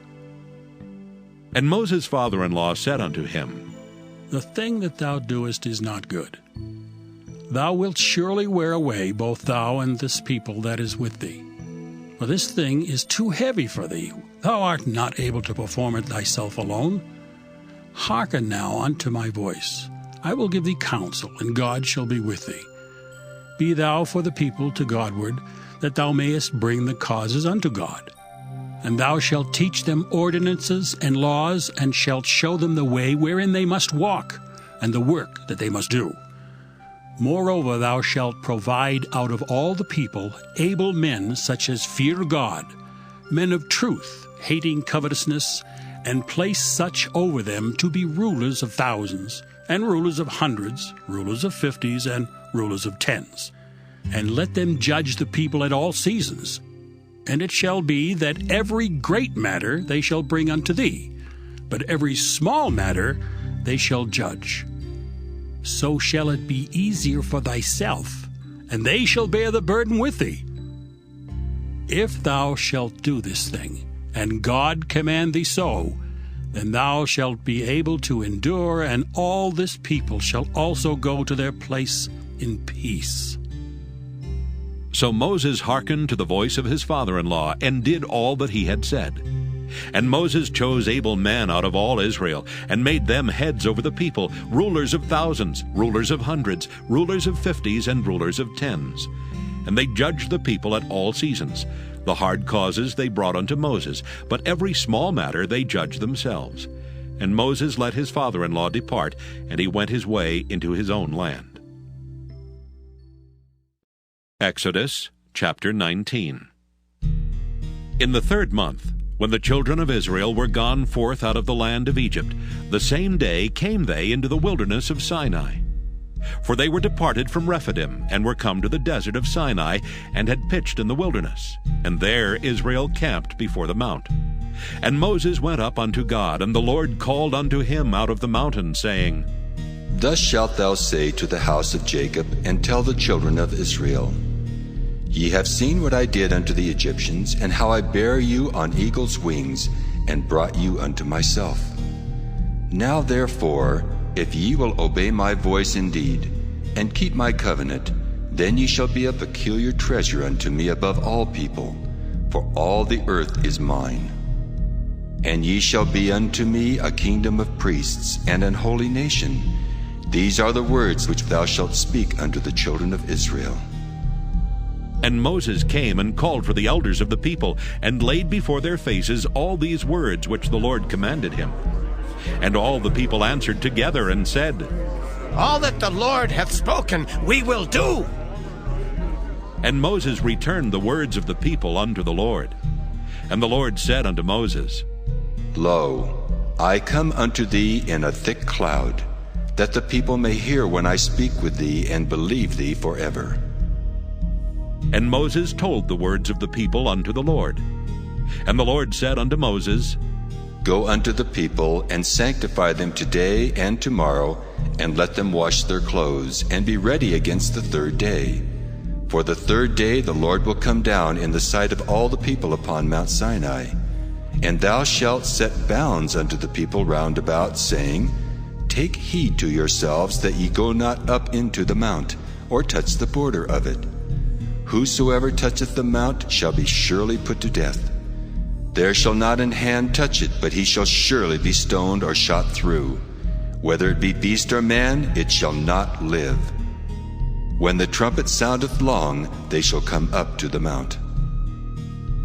And Moses went down from the mount unto the people, and sanctified the people, and they washed their clothes. And he said unto the people, Be ready against the third day, come not at your wives. And it came to pass on the third day in the morning that there were thunders and lightnings, and a thick cloud upon the mount, and the voice of the trumpet exceeding loud, so that all the people that was in the camp trembled. And Moses brought forth the people out of the camp to meet with God, and they stood at the nether part of the mount. And Mount Sinai was altogether on a smoke, because the Lord descended upon it in fire. And the smoke thereof ascended as the smoke of a furnace, and the whole mount quaked greatly. And when the voice of the trumpet sounded long, and waxed louder and louder, Moses spake, and God answered him by a voice. And the Lord came down upon Mount Sinai on the top of the mount. And the Lord called Moses up to the top of the mount, and Moses went up. And the Lord said unto Moses, Go down, charge the people, lest they break through unto the Lord to gaze, and many of them perish. And let the priests also, which come near to the Lord, sanctify themselves, lest the Lord break forth upon them. And Moses said unto the Lord, The people cannot come up to Mount Sinai, for thou chargest us, saying, Set bounds about the mount, and sanctify it. And the Lord said unto him, Away, get thee down, and thou shalt come up, thou and Aaron with thee. But let not the priests and the people break through to come up unto the Lord, lest he break forth upon them. So Moses went down unto the people, and spake unto them. Exodus chapter 20. And God spake all these words, saying, I am the Lord thy God, which have brought thee out of the land of Egypt, out of the house of bondage. Thou shalt have no other gods before me. Thou shalt not make unto thee any graven image, or any likeness of anything that is in heaven above, or that is in the earth beneath, or that is in the water under the earth. Thou shalt not bow down thyself to them, nor serve them. For I, the Lord thy God, am a jealous God, visiting the iniquity of the fathers upon the children unto the third and fourth generation of them that hate me, and showing mercy unto thousands of them that love me and keep my commandments. Thou shalt not take the name of the Lord thy God in vain, for the Lord will not hold him guiltless that taketh his name in vain. Remember the Sabbath day to keep it holy. 6 days shalt thou labor and do all thy work. But the seventh day is the Sabbath of the Lord thy God. In it thou shalt not do any work, thou, nor thy son, nor thy daughter, thy manservant, nor thy maidservant, nor thy cattle, nor thy stranger that is within thy gates. For in 6 days the Lord made heaven and earth, the sea, and all that in them is, and rested the seventh day. Wherefore the Lord blessed the Sabbath day, and hallowed it. Honor thy father and thy mother, that thy days may be long upon the land which the Lord thy God giveth thee. Thou shalt not kill. Thou shalt not commit adultery. Thou shalt not steal. Thou shalt not bear false witness against thy neighbor. Thou shalt not covet thy neighbor's house. Thou shalt not covet thy neighbor's wife, nor his manservant, nor his maidservant, nor his ox, nor his ass, nor anything that is thy neighbor's. And all the people saw the thunderings, and the lightnings, and the noise of the trumpet, and the mountain smoking. And when the people saw it, they removed and stood afar off. And they said unto Moses, Speak thou with us, and we will hear, but let not God speak with us, lest we die. And Moses said unto the people, Fear not, for God is come to prove you, and that his fear may be before your faces, that ye sin not. And the people stood afar off, and Moses drew near unto the thick darkness where God was. And the Lord said unto Moses, Thus thou shalt say unto the children of Israel, Ye have seen that I have talked with you from heaven. Ye shall not make with me gods of silver, neither shall ye make unto you gods of gold. An altar of earth thou shalt make unto me, and shalt sacrifice thereon thy burnt offerings, and thy peace offerings, thy sheep and thine oxen. In all places where I record my name, I will come unto thee, and I will bless thee. And if thou wilt make me an altar of stone, thou shalt not build it of hewn stone. For if thou lift up thy tool upon it, thou hast polluted it. Neither shalt thou go up by steps unto mine altar, that thy nakedness be not discovered thereon. Exodus chapter 21. Now these are the judgments which thou shalt set before them. If thou buy an Hebrew servant, 6 years he shall serve, and in the 7th he shall go out free for nothing. If he came in by himself, he shall go out by himself. If he were married, then his wife shall go out with him. If his master have given him a wife, and she have borne him sons or daughters, the wife and her children shall be her master's, and he shall go out by himself. And if the servant shall plainly say, I love my master, my wife and my children, I will not go out free, then his master shall bring him unto the judges. He shall also bring him to the door, or unto the door post. And his master shall bore his ear through with an awl, and he shall serve him forever. And if a man sell his daughter to be a maidservant, she shall not go out as the men servants do. If she please not her master, who hath betrothed her to himself, then shall he let her be redeemed. To sell her unto a strange nation he shall have no power, seeing he hath dealt deceitfully with her. And if he have betrothed her unto his son, he shall deal with her after the manner of daughters. If he take him another wife, her food, her raiment, and her duty of marriage shall he not diminish. And if he do not these 3 unto her, then shall she go out free without money. He that smiteth a man so that he die shall be surely put to death. And if a man lie not in wait, but God deliver him into his hand, then I will appoint thee a place whither he shall flee. But if a man come presumptuously upon his neighbor, to slay him with guile, thou shalt take him from mine altar, that he may die. And he that smiteth his father or his mother shall be surely put to death. And he that stealeth a man and selleth him, or if he be found in his hand, he shall surely be put to death. And he that curseth his father or his mother shall surely be put to death.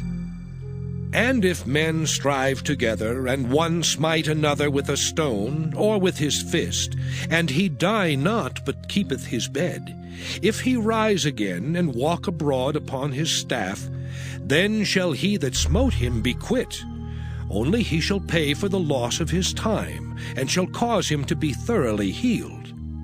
And if a man smite his servant or his maid with a rod, and he die under his hand, he shall be surely punished.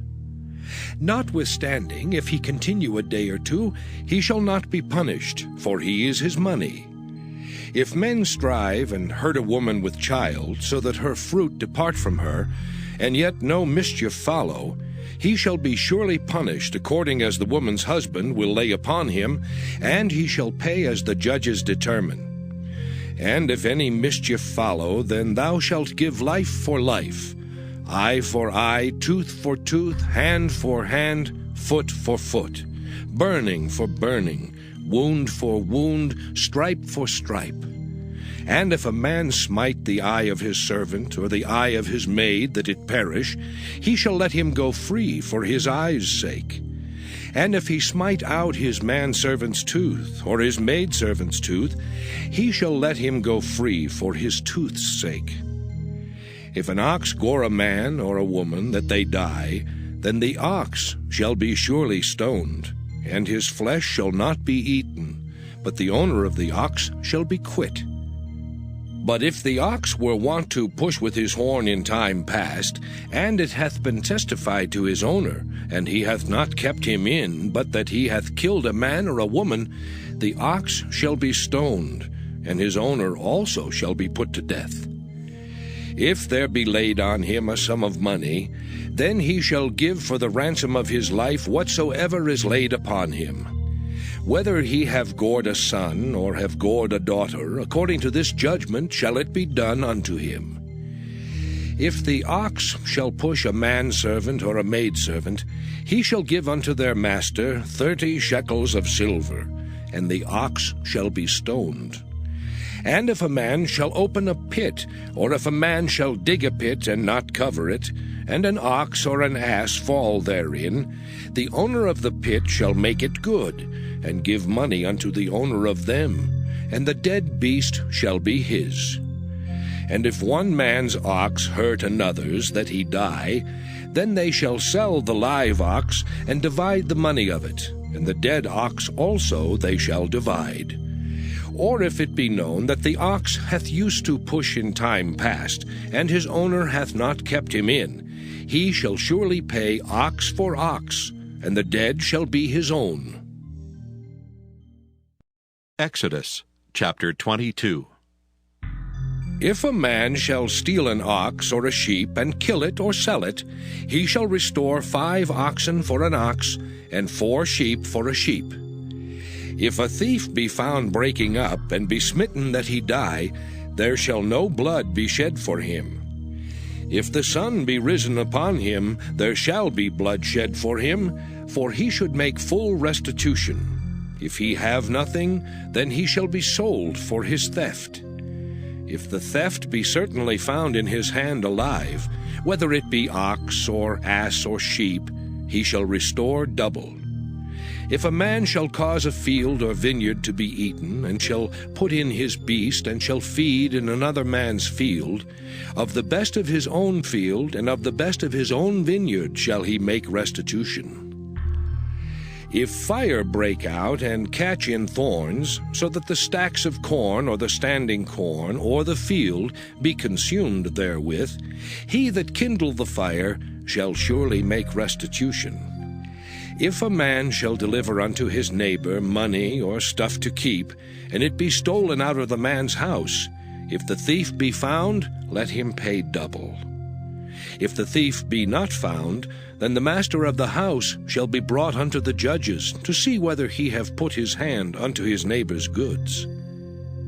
For all manner of trespass, whether it be for ox, for ass, for sheep, for raiment, or for any manner of lost thing which another challengeth to be his, the cause of both parties shall come before the judges.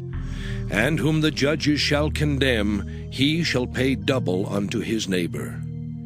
If a man deliver unto his neighbor an ass, or an ox, or a sheep, or any beast to keep, and it die, or be hurt, or driven away, no man seeing it, then shall an oath of the Lord be between them both, that he hath not put his hand unto his neighbor's goods, and the owner of it shall accept thereof, and he shall not make it good. And if it be stolen from him, he shall make restitution unto the owner thereof. If it be torn in pieces, then let him bring it for witness, and he shall not make good that which was torn.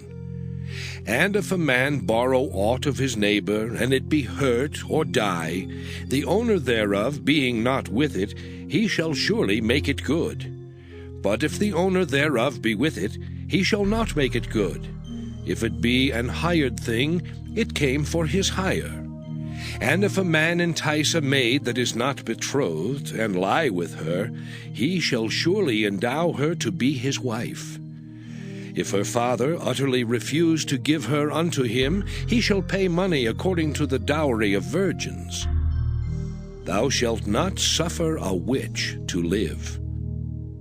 Whosoever lieth with a beast shall surely be put to death. He that sacrificeth unto any god save unto the Lord only, he shall be utterly destroyed. Thou shalt neither vex a stranger nor oppress him, for ye were strangers in the land of Egypt. Ye shall not afflict any widow or fatherless child. If thou afflict them in any wise, and they cry at all unto me, I will surely hear their cry. And my wrath shall wax hot, and I will kill you with the sword, and your wives shall be widows, and your children fatherless.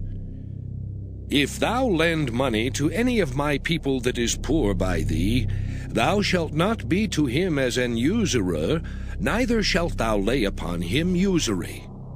If thou at all take thy neighbor's raiment to pledge, thou shalt deliver it unto him by that the sun goeth down. For that is his covering only, it is his raiment for his skin.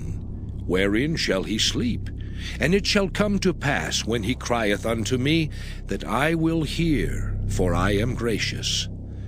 Thou shalt not revile the gods, nor curse the ruler of thy people. Thou shalt not delay to offer the first of thy ripe fruits and of thy liquors. The firstborn of thy sons shalt thou give unto me. Likewise shalt thou do with thine oxen and with thy sheep. 7 days it shall be with his dam. On the 8th day thou shalt give it me. And ye shall be holy men unto me. Neither shall ye eat any flesh that is torn of beasts in the field. Ye shall cast it to the dogs. Exodus chapter 23. Thou shalt not raise a false report. Put not thine hand with the wicked to be an unrighteous witness. Thou shalt not follow a multitude to do evil, neither shalt thou speak in a cause to decline after many to wrest judgment. Neither shalt thou countenance a poor man in his cause. If thou meet thine enemy's ox or his ass going astray, thou shalt surely bring it back to him again. If thou see the ass of him that hateth thee lying under his burden, and wouldest forbear to help him, thou shalt surely help with him. Thou shalt not wrest the judgment of thy poor in his cause. Keep thee far from a false matter, and the innocent and righteous slay thou not, for I will not justify the wicked. And thou shalt take no gift, for the gift blindeth the wise, and perverteth the words of the righteous. Also thou shalt not oppress a stranger, for ye know the heart of a stranger, seeing ye were strangers in the land of Egypt. And 6 years thou shalt sow thy land, and shalt gather in the fruits thereof. But the 7th year thou shalt let it rest and lie still, that the poor of thy people may eat, and what they leave the beasts of the field shall eat. In like manner thou shalt deal with thy vineyard and with thy oliveyard. 6 days thou shalt do thy work, and on the 7th day thou shalt rest. That thine ox and thine ass may rest, and the son of thy handmaid, and the stranger may be refreshed. And in all things that I have said unto you be circumspect. And make no mention of the name of other gods, neither let it be heard out of thy mouth. 3 times thou shalt keep a feast unto me in the year. Thou shalt keep the feast of unleavened bread. Thou shalt eat unleavened bread 7 days, as I commanded thee in the time appointed of the month Abib. For in it thou camest out from Egypt, and none shall appear before me empty. And the feast of harvest, the first fruits of thy labors, which thou hast sown in the field. And the feast of ingathering, which is in the end of the year, when thou hast gathered in thy labors out of the field. 3 times in the year all thy males shall appear before the Lord God. Thou shalt not offer the blood of my sacrifice with leavened bread, neither shall the fat of my sacrifice remain until the morning. The first of the firstfruits of thy land thou shalt bring into the house of the Lord thy God. Thou shalt not see the kid in his mother's milk. Behold, I send an angel before thee to keep thee in the way, and to bring thee into the place which I have prepared. Beware of him, and obey his voice. Provoke him not, for he will not pardon your transgressions, for my name is in him. But if thou shalt indeed obey his voice, and do all that I speak, then I will be an enemy unto thine enemies, and an adversary unto thine adversaries. For mine angel shall go before thee, and bring thee in unto the Amorites and the Hittites and the Perizzites, and the Canaanites and Hivites and the Jebusites, and I will cut them off. Thou shalt not bow down to their gods, nor serve them, nor do after their works, but thou shalt utterly overthrow them, and quite break down their images. And ye shall serve the Lord your God, and he shall bless thy bread and thy water, and I will take sickness away from the midst of thee. There shall nothing cast their young, nor be barren in thy land. The number of thy days I will fulfill. I will send my fear before thee, and will destroy all the people to whom thou shalt come, and I will make all thine enemies turn their backs unto thee. And I will send hornets before thee, which shall drive out the Hivite, the Canaanite, and the Hittite from before thee. I will not drive them out from before thee in 1 year, lest the land become desolate, and the beast of the field multiply against thee. By little and little I will drive them out from before thee, until thou be increased and inherit the land. And I will set thy bounds from the Red Sea even unto the sea of the Philistines, and from the desert unto the river.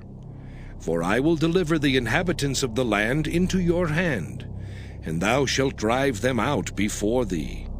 Thou shalt make no covenant with them, nor with their gods. They shall not dwell in thy land, lest they make thee sin against me. For if thou serve their gods, it will surely be a snare unto thee.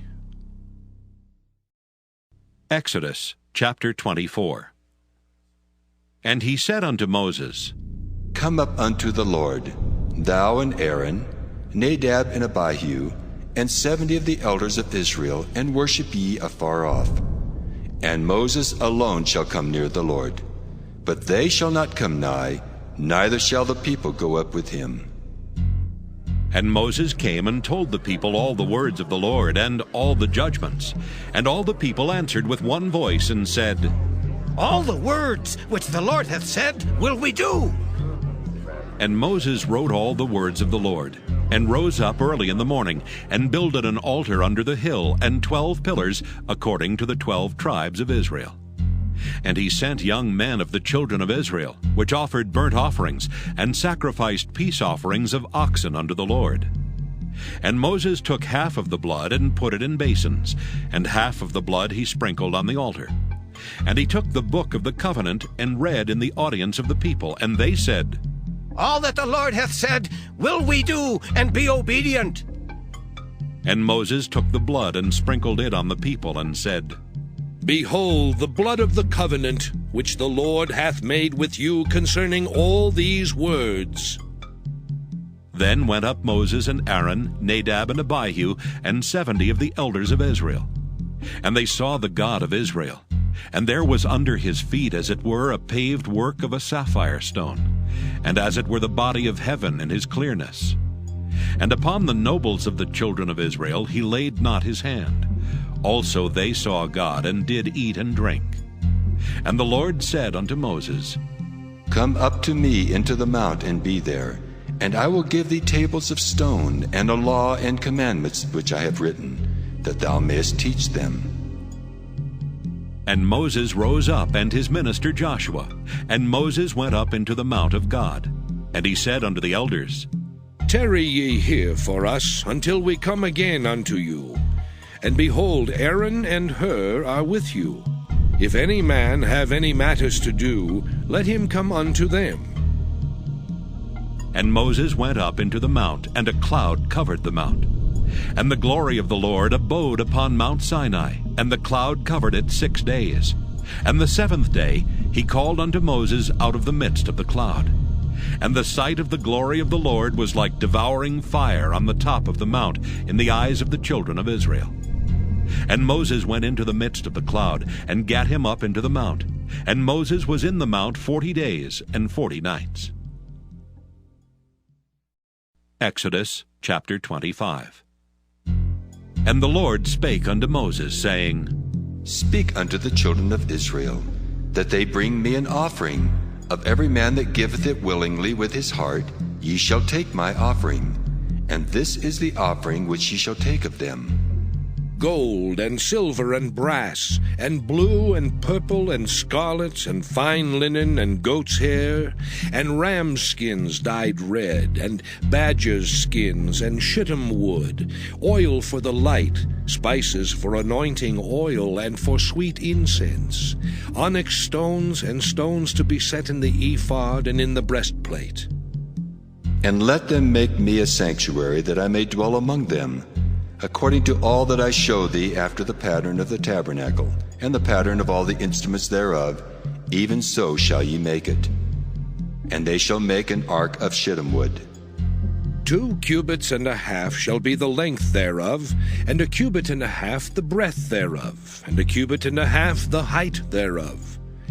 And thou shalt overlay it with pure gold, within and without shalt thou overlay it, and shalt make upon it a crown of gold round about.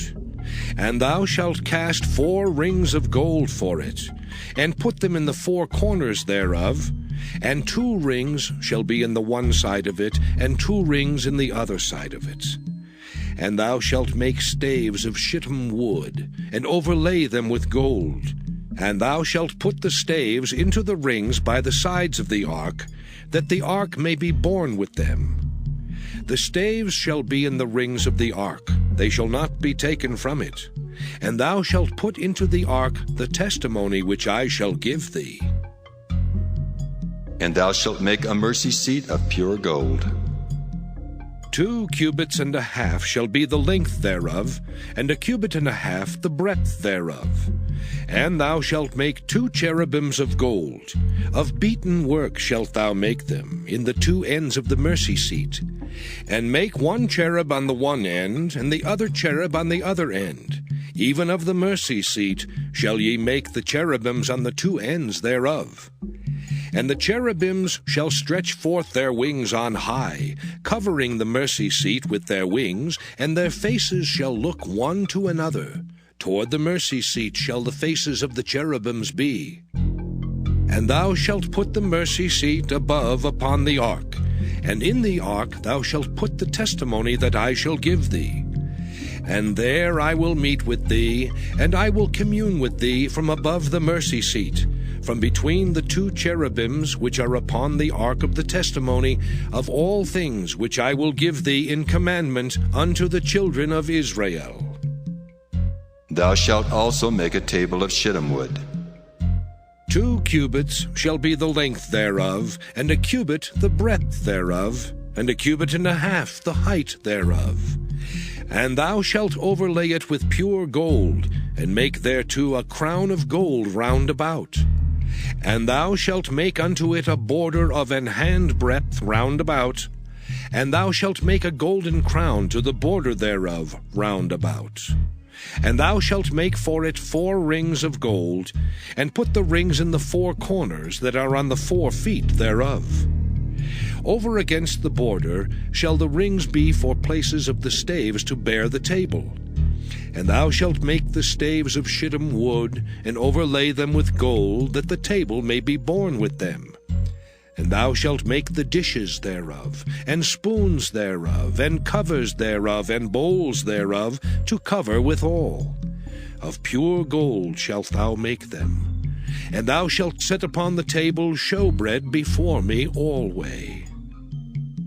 And thou shalt make a candlestick of pure gold. Of beaten work shall the candlestick be made.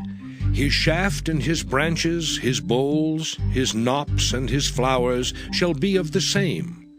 And 6 branches shall come out of the sides of it, 3 branches of the candlestick out of the one side, and 3 branches of the candlestick out of the other side.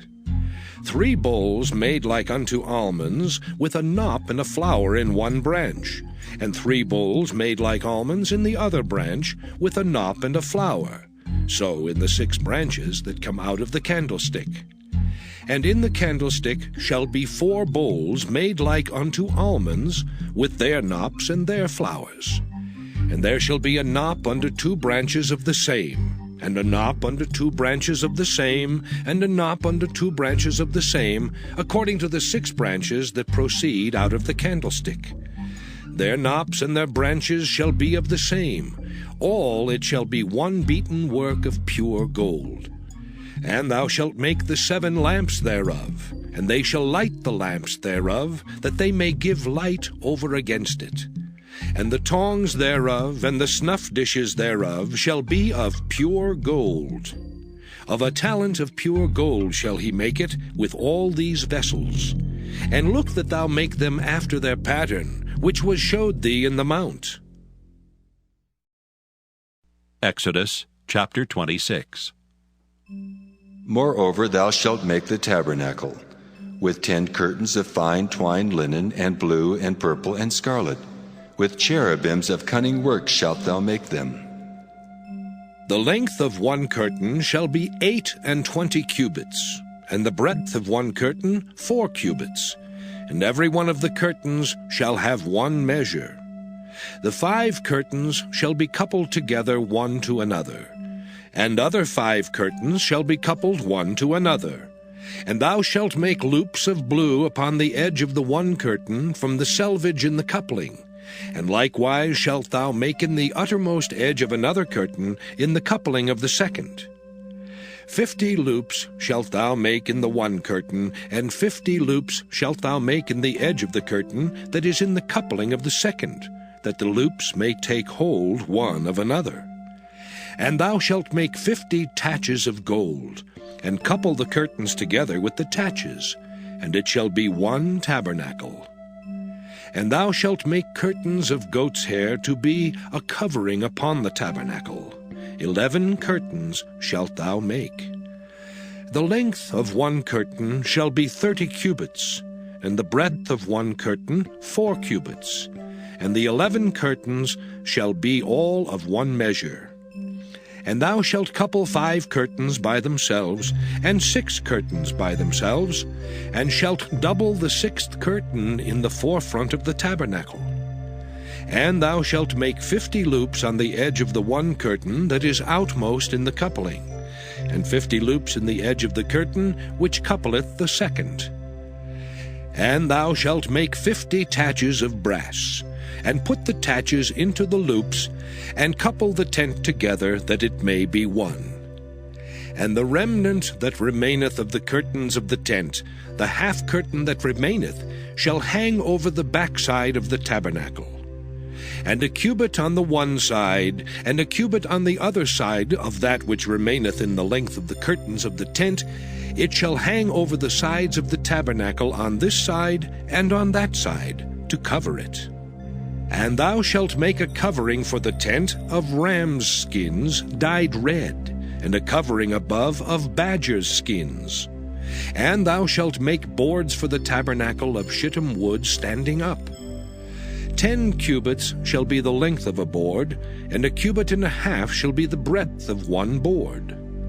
2 tenons shall there be in one board, set in order one against another. Thus shalt thou make for all the boards of the tabernacle. And thou shalt make the boards for the tabernacle, 20 boards on the south side southward.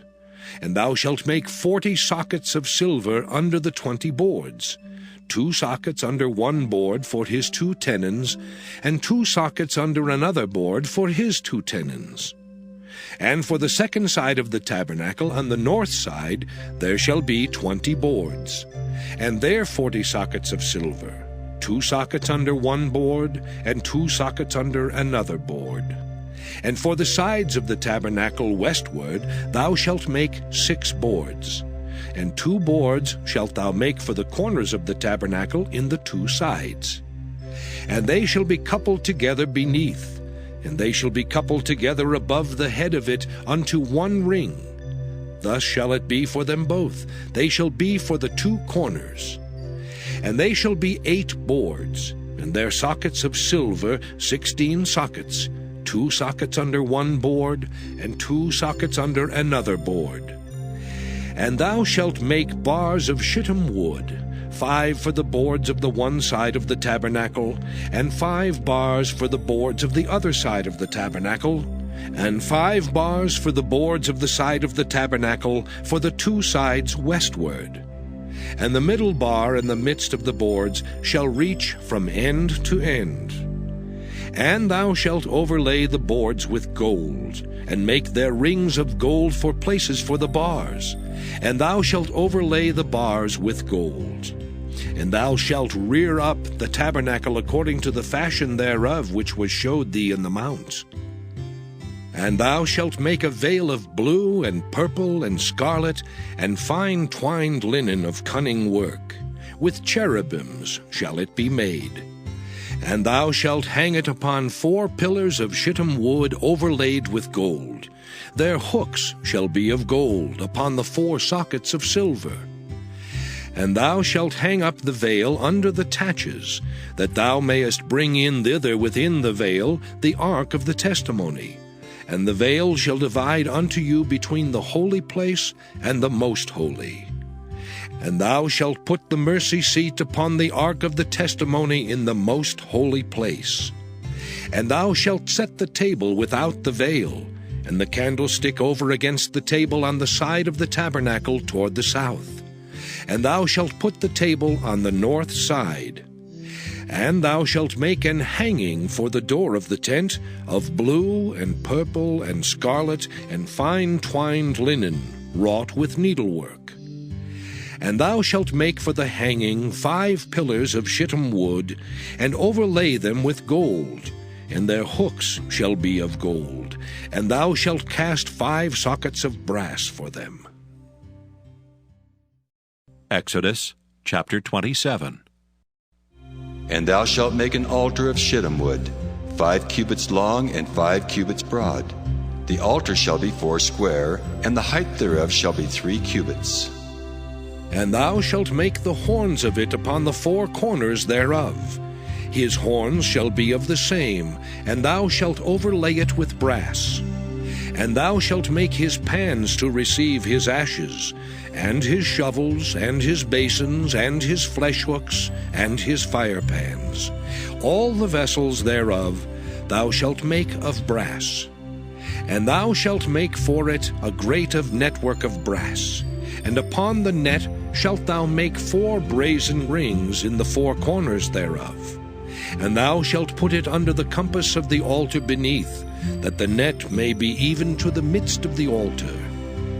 And thou shalt make staves for the altar, staves of shittim wood, and overlay them with brass. And the staves shall be put into the rings, and the staves shall be upon the 2 sides of the altar, to bear it. Hollow with boards shalt thou make it, as it was showed thee in the mount, so shall they make it. And thou shalt make the court of the tabernacle. For the south side southward there shall be hangings for the court of fine twined linen of 100 cubits long for one side. And the 20 pillars thereof and their 20 sockets shall be of brass. The hooks of the pillars and their fillets shall be of silver. And likewise for the north side in length there shall be hangings of 100 cubits long, and his 20 pillars and their 20 sockets of brass, the hooks of the pillars and their fillets of silver. And for the breadth of the court on the west side shall be hangings of 50 cubits, their pillars 10 and their sockets 10. And the breadth of the court on the east side eastward shall be 50 cubits. The hangings of one side of the gate shall be 15 cubits, their pillars 3 and their sockets 3. And on the other side shall be hangings 15 cubits, their pillars 3 and their sockets 3. And for the gate of the court shall be an hanging of 20 cubits, of blue and purple and scarlet and fine twined linen, wrought with needlework. And their pillars shall be 4 and their sockets 4. All the pillars round about the court shall be filleted with silver. Their hooks shall be of silver, and their sockets of brass. The length of the court shall be 100 cubits, and the breadth 50 everywhere, and the height 5 cubits of fine twined linen, and their sockets of brass. All the vessels of the tabernacle in all the service thereof, and all the pins thereof, and all the pins of the court shall be of brass. And thou shalt command the children of Israel that they bring thee pure olive oil beaten for the light, to cause the lamp to burn always. In the tabernacle of the congregation without the veil, which is before the testimony, Aaron and his sons shall order it from evening to morning before the Lord. It shall be a statute forever unto their generations on the behalf of the children of Israel. Exodus chapter 28. And take thou unto thee Aaron thy brother, and his sons with him from among the children of Israel, that he may minister unto me in the priest's office. Even Aaron, Nadab and Abihu, Eleazar and Ithamar, Aaron's sons. And thou shalt make holy garments for Aaron thy brother, for glory and for beauty. And thou shalt speak unto all that are wise-hearted, whom I have filled with the spirit of wisdom, that they may make Aaron's garments to consecrate him, that he may minister unto me in the priest's office. And these are the garments which they shall make: a breastplate, and an ephod, and a robe, and a broidered coat, a mitre, and a girdle. And they shall make holy garments for Aaron thy brother and his sons, that he may minister unto me in the priest's office. And they shall take gold, and blue, and purple, and scarlet, and fine linen. And they shall make the ephod of gold, of blue, and of purple, of scarlet, and fine twined linen, with cunning work. It shall have the 2 shoulder pieces thereof joined at the 2 edges thereof, and so it shall be joined together. And the curious girdle of the ephod, which is upon it, shall be of the same, according to the work thereof, even of gold, of blue, and purple, and scarlet, and fine twined linen. And thou shalt take 2 onyx stones, and grave on them the names of the children of Israel, 6 of their names on 1 stone, and the other 6 names of the rest on the other stone, according to their birth. With the work of an engraver in stone, like the engravings of a signet, shalt thou engrave the 2 stones with the names of the children of Israel. Thou shalt make them to be set in ouches of gold. And thou shalt put the 2 stones upon the shoulders of the ephod for stones of memorial unto the children of Israel. And Aaron shall bear their names before the Lord upon his 2 shoulders for a memorial. And thou shalt make ouches of gold, and 2 chains of pure gold at the ends. Of wreathen work shalt thou make them, and fasten the wreathen chains to the ouches. And thou shalt make the breastplate of judgment with cunning work. After the work of the ephod thou shalt make it. Of gold, of blue, and of purple, and of scarlet, and of fine twined linen shalt thou make it. 4 square it shall be, being doubled. A span shall be the length thereof, and a span shall be the breadth thereof. And thou shalt set it in settings of stones, even 4 rows of stones. The first row shall be a sardius, a topaz, and a carbuncle. This shall be the first row. And the second row shall be an emerald, a sapphire, and a diamond. And the third row, a ligure, an agate, and an amethyst. And the 4th row, a beryl, and an onyx, and a jasper. They shall be set in gold in their enclosings. And the stones shall be with the names of the children of Israel, 12, according to their names, like the engravings of a signet. Every one with his name shall they be according to the 12 tribes. And thou shalt make upon the breastplate chains at the ends of wreathen work of pure gold. And thou shalt make upon the breastplate 2 rings of gold, and shalt put the 2 rings on the 2 ends of the breastplate. And thou shalt put the 2 wreathen chains of gold in the 2 rings which are on the ends of the breastplate. And the other 2 ends of the 2 wreathen chains thou shalt fasten in the 2 ouches, and put them on the shoulder pieces of the ephod before it. And thou shalt make 2 rings of gold, and thou shalt put them upon the 2 ends of the breastplate in the border thereof, which is in the side of the ephod inward.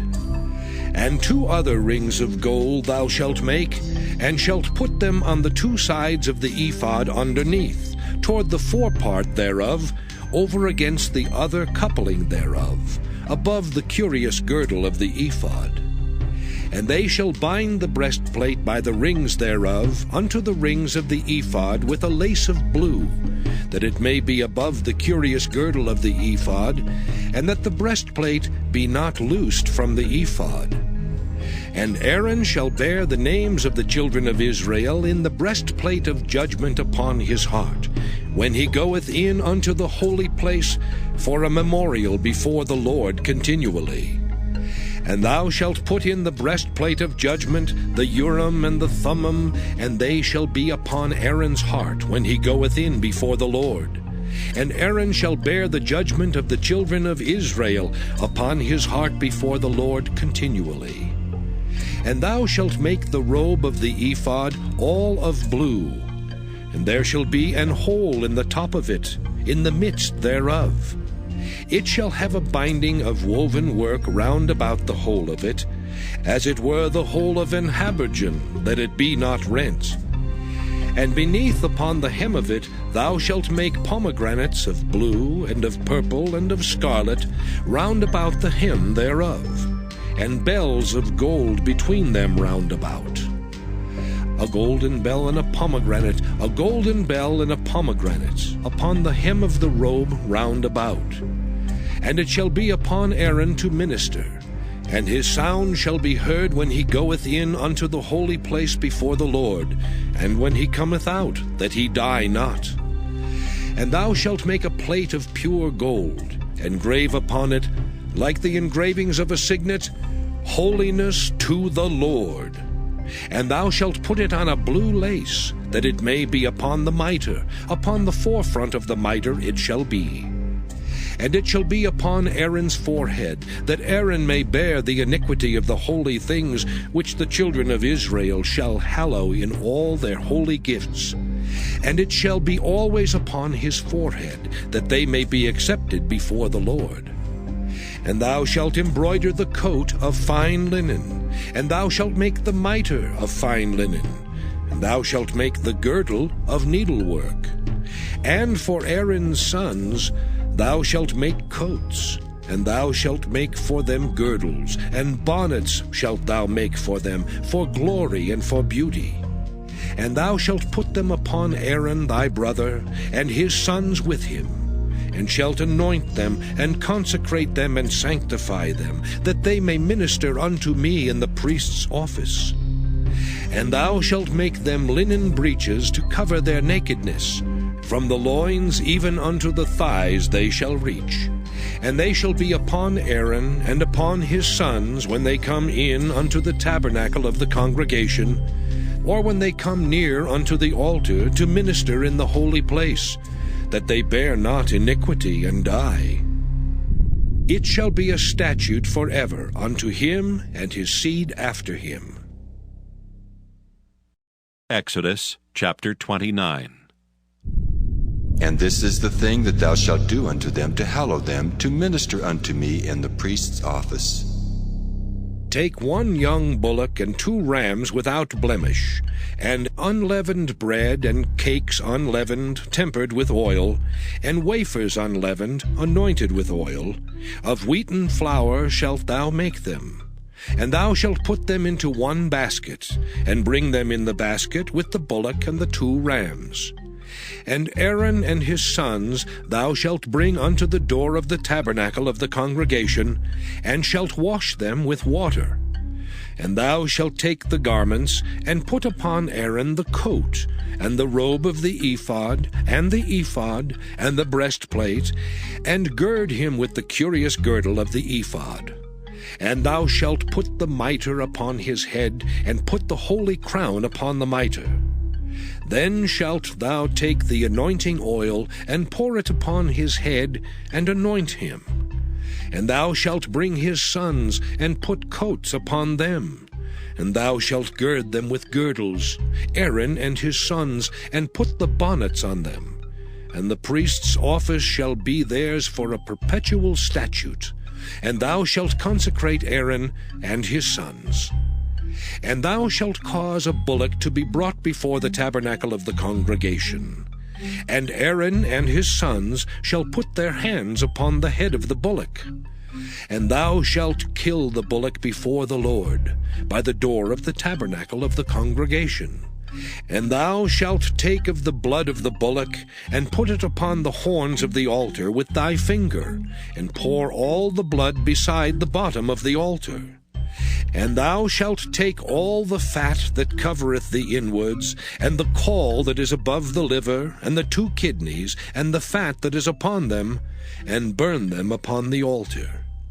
But the flesh of the bullock, and his skin, and his dung, shalt thou burn with fire without the camp. It is a sin offering. Thou shalt also take 1 ram, and Aaron and his sons shall put their hands upon the head of the ram. And thou shalt slay the ram, and thou shalt take his blood, and sprinkle it round about upon the altar. And thou shalt cut the ram in pieces, and wash the inwards of him, and his legs, and put them unto his pieces, and unto his head. And thou shalt burn the whole ram upon the altar. It is a burnt offering unto the Lord. It is a sweet savor, an offering made by fire unto the Lord. And thou shalt take the other ram, and Aaron and his sons shall put their hands upon the head of the ram. Then shalt thou kill the ram, and take of his blood, and put it upon the tip of the right ear of Aaron, and upon the tip of the right ear of his sons, and upon the thumb of their right hand, and upon the great toe of their right foot, and sprinkle the blood upon the altar round about. And thou shalt take of the blood that is upon the altar, and of the anointing oil, and sprinkle it upon Aaron, and upon his garments, and upon his sons, and upon the garments of his sons with him. And he shall be hallowed, and his garments, and his sons' garments with him. Also thou shalt take of the ram the fat and the rump, and the fat that covereth the inwards, and the caul above the liver, and the 2 kidneys, and the fat that is upon them, and the right shoulder, for it is a ram of consecration.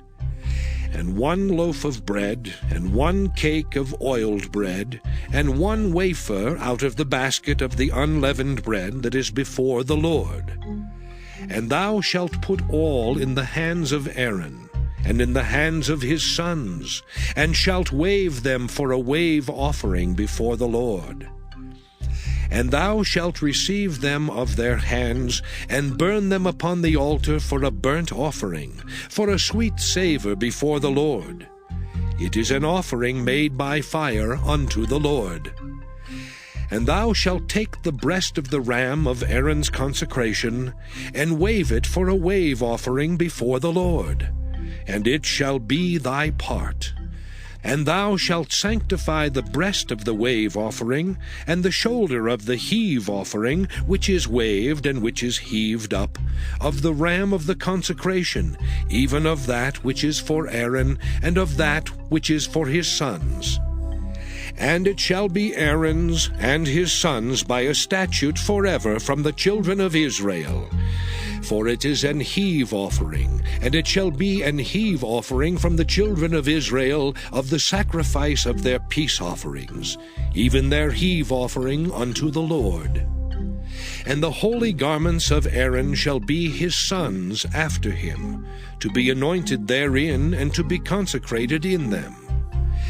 And that son that is priest in his stead shall put them on 7 days, when he cometh into the tabernacle of the congregation to minister in the holy place.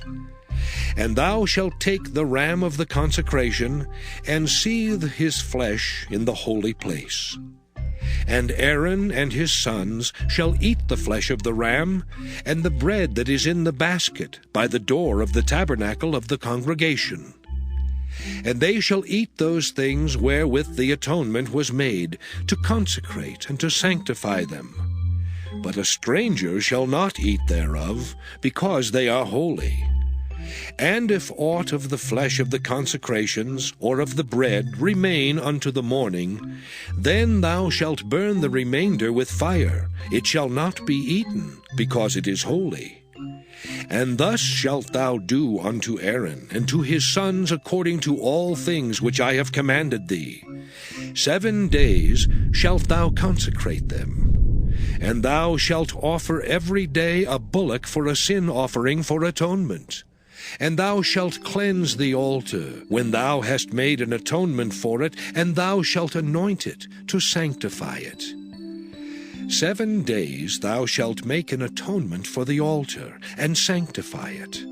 And it shall be an altar most holy. Whatsoever toucheth the altar shall be holy. Now this is that which thou shalt offer upon the altar, 2 lambs of the first year, day by day, continually. The one lamb thou shalt offer in the morning, and the other lamb thou shalt offer at even. And with the one lamb 1/10 deal of flour mingled with the 4th part of an hin of beaten oil, and the 4th part of an hin of wine for a drink offering. And the other lamb thou shalt offer at even, and shalt do thereto according to the meat offering of the morning, and according to the drink offering thereof, for a sweet savour, an offering made by fire unto the Lord. This shall be a continual burnt offering throughout your generations, at the door of the tabernacle of the congregation before the Lord, where I will meet you to speak there unto thee. And there I will meet with the children of Israel, and the tabernacle shall be sanctified by my glory. And I will sanctify the tabernacle of the congregation and the altar. I will sanctify also both Aaron and his sons to minister to me in the priest's office. And I will dwell among the children of Israel, and will be their God. And they shall know that I am the Lord their God, that brought them forth out of the land of Egypt, that I may dwell among them. I am the Lord their God. Exodus chapter 30. And thou shalt make an altar to burn incense upon. Of shittim wood shalt thou make it. A cubit shall be the length thereof, and a cubit the breadth thereof. 4 square shall it be, and 2 cubits shall be the height thereof. The horns thereof shall be of the same, and thou shalt overlay it with pure gold, the top thereof, and the sides thereof round about, and the horns thereof, and thou shalt make unto it a crown of gold round about. And 2 golden rings shalt thou make to it under the crown of it. By the 2 corners thereof, upon the 2 sides of it shalt thou make it, and they shall be for places for the staves to bear it withal. And thou shalt make the staves of shittim wood, and overlay them with gold. And thou shalt put it before the veil that is by the ark of the testimony, before the mercy seat that is over the testimony, where I will meet with thee. And Aaron shall burn thereon sweet incense every morning. When he dresseth the lamps, he shall burn incense upon it. And when Aaron lighteth the lamps at even, he shall burn incense upon it, a perpetual incense before the Lord throughout your generations. Ye shall offer no strange incense thereon, nor burnt sacrifice, nor meat offering. Neither shall ye pour drink offering thereon. And Aaron shall make an atonement upon the horns of it once in a year with the blood of the sin offering of atonements. Once in the year shall he make atonement upon it throughout your generations. It is most holy unto the Lord. And the Lord spake unto Moses, saying, When thou takest the sum of the children of Israel after their number, then shall they give every man a ransom for his soul unto the Lord, when thou numberest them. That there be no plague among them when thou numberest them. This they shall give every one that passeth among them that are numbered, half a shekel after the shekel of the sanctuary. A shekel is 20 gerahs, and half shekel shall be the offering of the Lord. Every one that passeth among them that are numbered, from 20 years old and above, shall give an offering unto the Lord. The rich shall not give more, and the poor shall not give less than half a shekel when they give an offering unto the Lord, to make an atonement for your souls. And thou shalt take the atonement money of the children of Israel, and shalt appoint it for the service of the tabernacle of the congregation, that it may be a memorial unto the children of Israel before the Lord, to make an atonement for your souls. And the Lord spake unto Moses, saying, Thou shalt also make a laver of brass, and his foot also of brass to wash withal. And thou shalt put it between the tabernacle of the congregation and the altar, and thou shalt put water therein. For Aaron and his sons shall wash their hands and their feet thereat. When they go into the tabernacle of the congregation, they shall wash with water, that they die not. Or when they come near to the altar to minister, to burn offering made by fire unto the Lord. So they shall wash their hands and their feet, that they die not, and it shall be a statute forever to them, even to him and to his seed throughout their generations. Moreover the Lord spake unto Moses, saying, Take thou also unto thee principal spices. Of pure myrrh 500 shekels, and of sweet cinnamon half so much, even 250 shekels, and of sweet calamus 250 shekels, and of cassia 500 shekels, after the shekel of the sanctuary, and of oil olive and hin. And thou shalt make it an oil of holy ointment, an ointment compound after the art of the apothecary. It shall be an holy anointing oil. And thou shalt anoint the tabernacle of the congregation therewith, and the ark of the testimony, and the table and all his vessels, and the candlestick and his vessels, and the altar of incense, and the altar of burnt offering with all his vessels, and the laver and his foot. And thou shalt sanctify them, that they may be most holy. Whatsoever toucheth them shall be holy. And thou shalt anoint Aaron and his sons, and consecrate them, that they may minister unto me in the priest's office. And thou shalt speak unto the children of Israel, saying, This shall be an holy anointing oil unto me throughout your generations. Upon man's flesh shall it not be poured, neither shall ye make any other like it, after the composition of it. It is holy, and it shall be holy unto you. Whosoever compoundeth any like it, or whosoever putteth any of it upon a stranger, shall even be cut off from his people. And the Lord said unto Moses, Take unto thee sweet spices, stadge, and onycha, and galbanum. These sweet spices with pure frankincense, of each shall there be a like weight. And thou shalt make it a perfume, a confection after the art of the apothecary, tempered together, pure and holy. And thou shalt beat some of it very small, and put of it before the testimony in the tabernacle of the congregation, where I will meet with thee.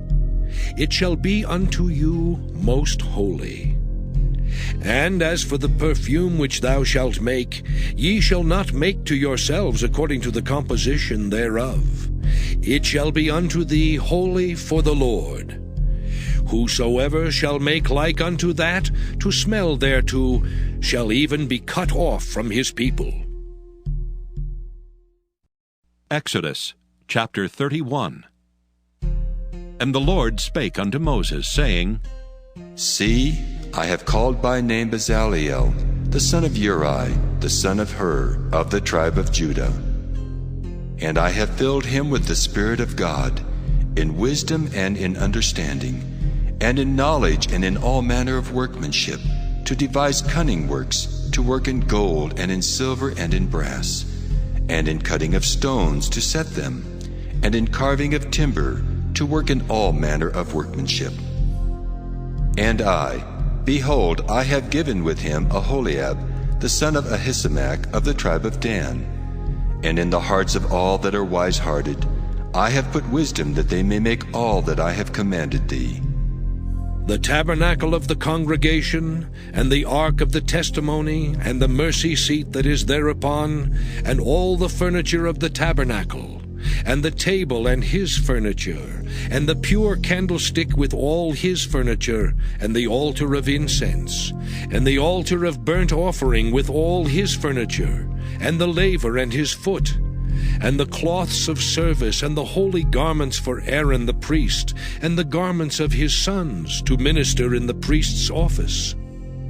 And the anointing oil, and sweet incense for the holy place, according to all that I have commanded thee shall they do. And the Lord spake unto Moses, saying, Speak thou also unto the children of Israel, saying, Verily my Sabbaths ye shall keep, for it is a sign between me and you throughout your generations, that ye may know that I am the Lord that doth sanctify you. Ye shall keep the Sabbath therefore, for it is holy unto you. Every one that defileth it shall surely be put to death. For whosoever doeth any work therein, that soul shall be cut off from among his people.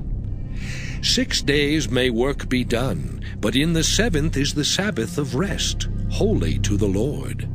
Whosoever doeth any work in the Sabbath day, he shall surely be put to death. Wherefore the children of Israel shall keep the Sabbath, to observe the Sabbath throughout their generations, for a perpetual covenant. It is a sign between me and the children of Israel forever. For in 6 days the Lord made heaven and earth, and on the 7th day he rested, and was refreshed. And he gave unto Moses, when he had made an end of communing with him upon Mount Sinai, 2 tables of testimony, tables of stone, written with the finger of God. Exodus chapter 32. And when the people saw that Moses delayed to come down out of the mount, the people gathered themselves together unto Aaron, and said unto him, Up, make us gods which shall go before us. For as for this Moses, the man that brought us up out of the land of Egypt, we wot not what has become of him. And Aaron said unto them, Break off the golden earrings which are in the ears of your wives, of your sons, and of your daughters, and bring them unto me. And all the people brake off the golden earrings which were in their ears, and brought them unto Aaron. And he received them at their hand, and fashioned it with a graving tool, after he had made it a molten calf. And they said, These be thy gods, O Israel, which brought thee up out of the land of Egypt. And when Aaron saw it, he built an altar before it. And Aaron made proclamation, and said, Tomorrow is a feast to the Lord. And they rose up early on the morrow, and offered burnt offerings, and brought peace offerings. And the people sat down to eat and to drink, and rose up to play. And the Lord said unto Moses, Go, get thee down, for thy people which thou broughtest out of the land of Egypt have corrupted themselves. They have turned aside quickly out of the way which I commanded them. They have made them a molten calf, and have worshipped it, and have sacrificed thereunto, and said, These be thy gods, O Israel, which have brought thee up out of the land of Egypt. And the Lord said unto Moses, I have seen this people, and behold, it is a stiff-necked people. Now therefore let me alone, that my wrath may wax hot against them, and that I may consume them. And I will make of thee a great nation. And Moses besought the Lord his God, and said, Lord, why doth thy wrath wax hot against thy people, which thou hast brought forth out of the land of Egypt with great power and with a mighty hand? Wherefore should the Egyptians speak and say, For mischief did he bring them out, to slay them in the mountains, and to consume them from the face of the earth? turn from thy fierce wrath, and repent of this evil against thy people.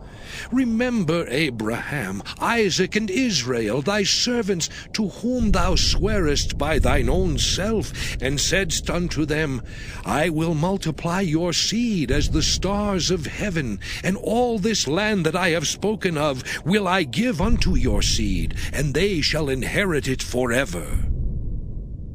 And the Lord repented of the evil which he thought to do unto his people. And Moses turned and went down from the mount, and the 2 tables of the testimony were in his hand. The tables were written on both their sides. On the one side and on the other were they written. And the tables were the work of God, and the writing was the writing of God, graven upon the tables. And when Joshua heard the noise of the people as they shouted, he said unto Moses, There is a noise of war in the camp. And he said, It is not the voice of them that shout for mastery, neither is it the voice of them that cry for being overcome, but the noise of them that sing do I hear. And it came to pass, as soon as he came nigh unto the camp, that he saw the calf and the dancing. And Moses' anger waxed hot, and he cast the tables out of his hands, and brake them beneath the mount.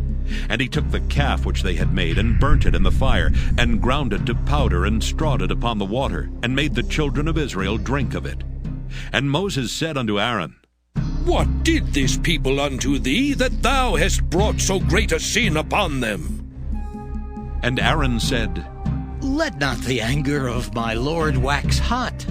Thou knowest the people, that they are set on mischief. For they said unto me, Make us gods, which shall go before us. For as for this Moses, the man that brought us up out of the land of Egypt, we wot not what is become of him. And I said unto them, Whosoever hath any gold, let them break it off. So they gave it me. Then I cast it into the fire, and there came out this calf. And when Moses saw that the people were naked, for Aaron had made them naked unto their shame among their enemies, then Moses stood in the gate of the camp and said, Who is on the Lord's side? Let him come unto me. And all the sons of Levi gathered themselves together unto him. And he said unto them, Thus saith the Lord God of Israel, Put every man his sword by his side, and go in and out from gate to gate throughout the camp, and slay every man his brother, and every man his companion, and every man his neighbor. And the children of Levi did according to the word of Moses. And there fell of the people that day about 3,000 men. For Moses had said, Consecrate yourselves today to the Lord, even every man upon his son, and upon his brother, that he may bestow upon you a blessing this day. And it came to pass on the morrow that Moses said unto the people, Ye have sinned a great sin, and now I will go up unto the Lord. Peradventure I shall make an atonement for your sin. And Moses returned unto the Lord and said, Oh, this people have sinned a great sin, and have made them gods of gold. Yet now, if thou wilt forgive their sin, and if not, blot me, I pray thee, out of thy book which thou hast written. And the Lord said unto Moses, Whosoever hath sinned against me, him will I blot out of my book. Therefore now go, lead the people unto the place of which I have spoken unto thee. Behold, mine angel shall go before thee. Nevertheless, in the day when I visit, I will visit their sin upon them.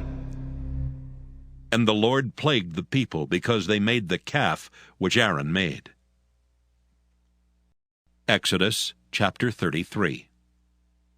And the Lord said unto Moses, Depart and go up hence, thou and the people which thou hast brought up out of the land of Egypt, unto the land which I swear unto Abraham, to Isaac, and to Jacob, saying, Unto thy seed will I give it. And I will send an angel before thee, and I will drive out the Canaanite, the Amorite, and the Hittite, and the Perizzite, the Hivite, and the Jebusite. unto a land flowing with milk and honey, for I will not go up in the midst of thee, for thou art a stiff-necked people, lest I consume thee in the way.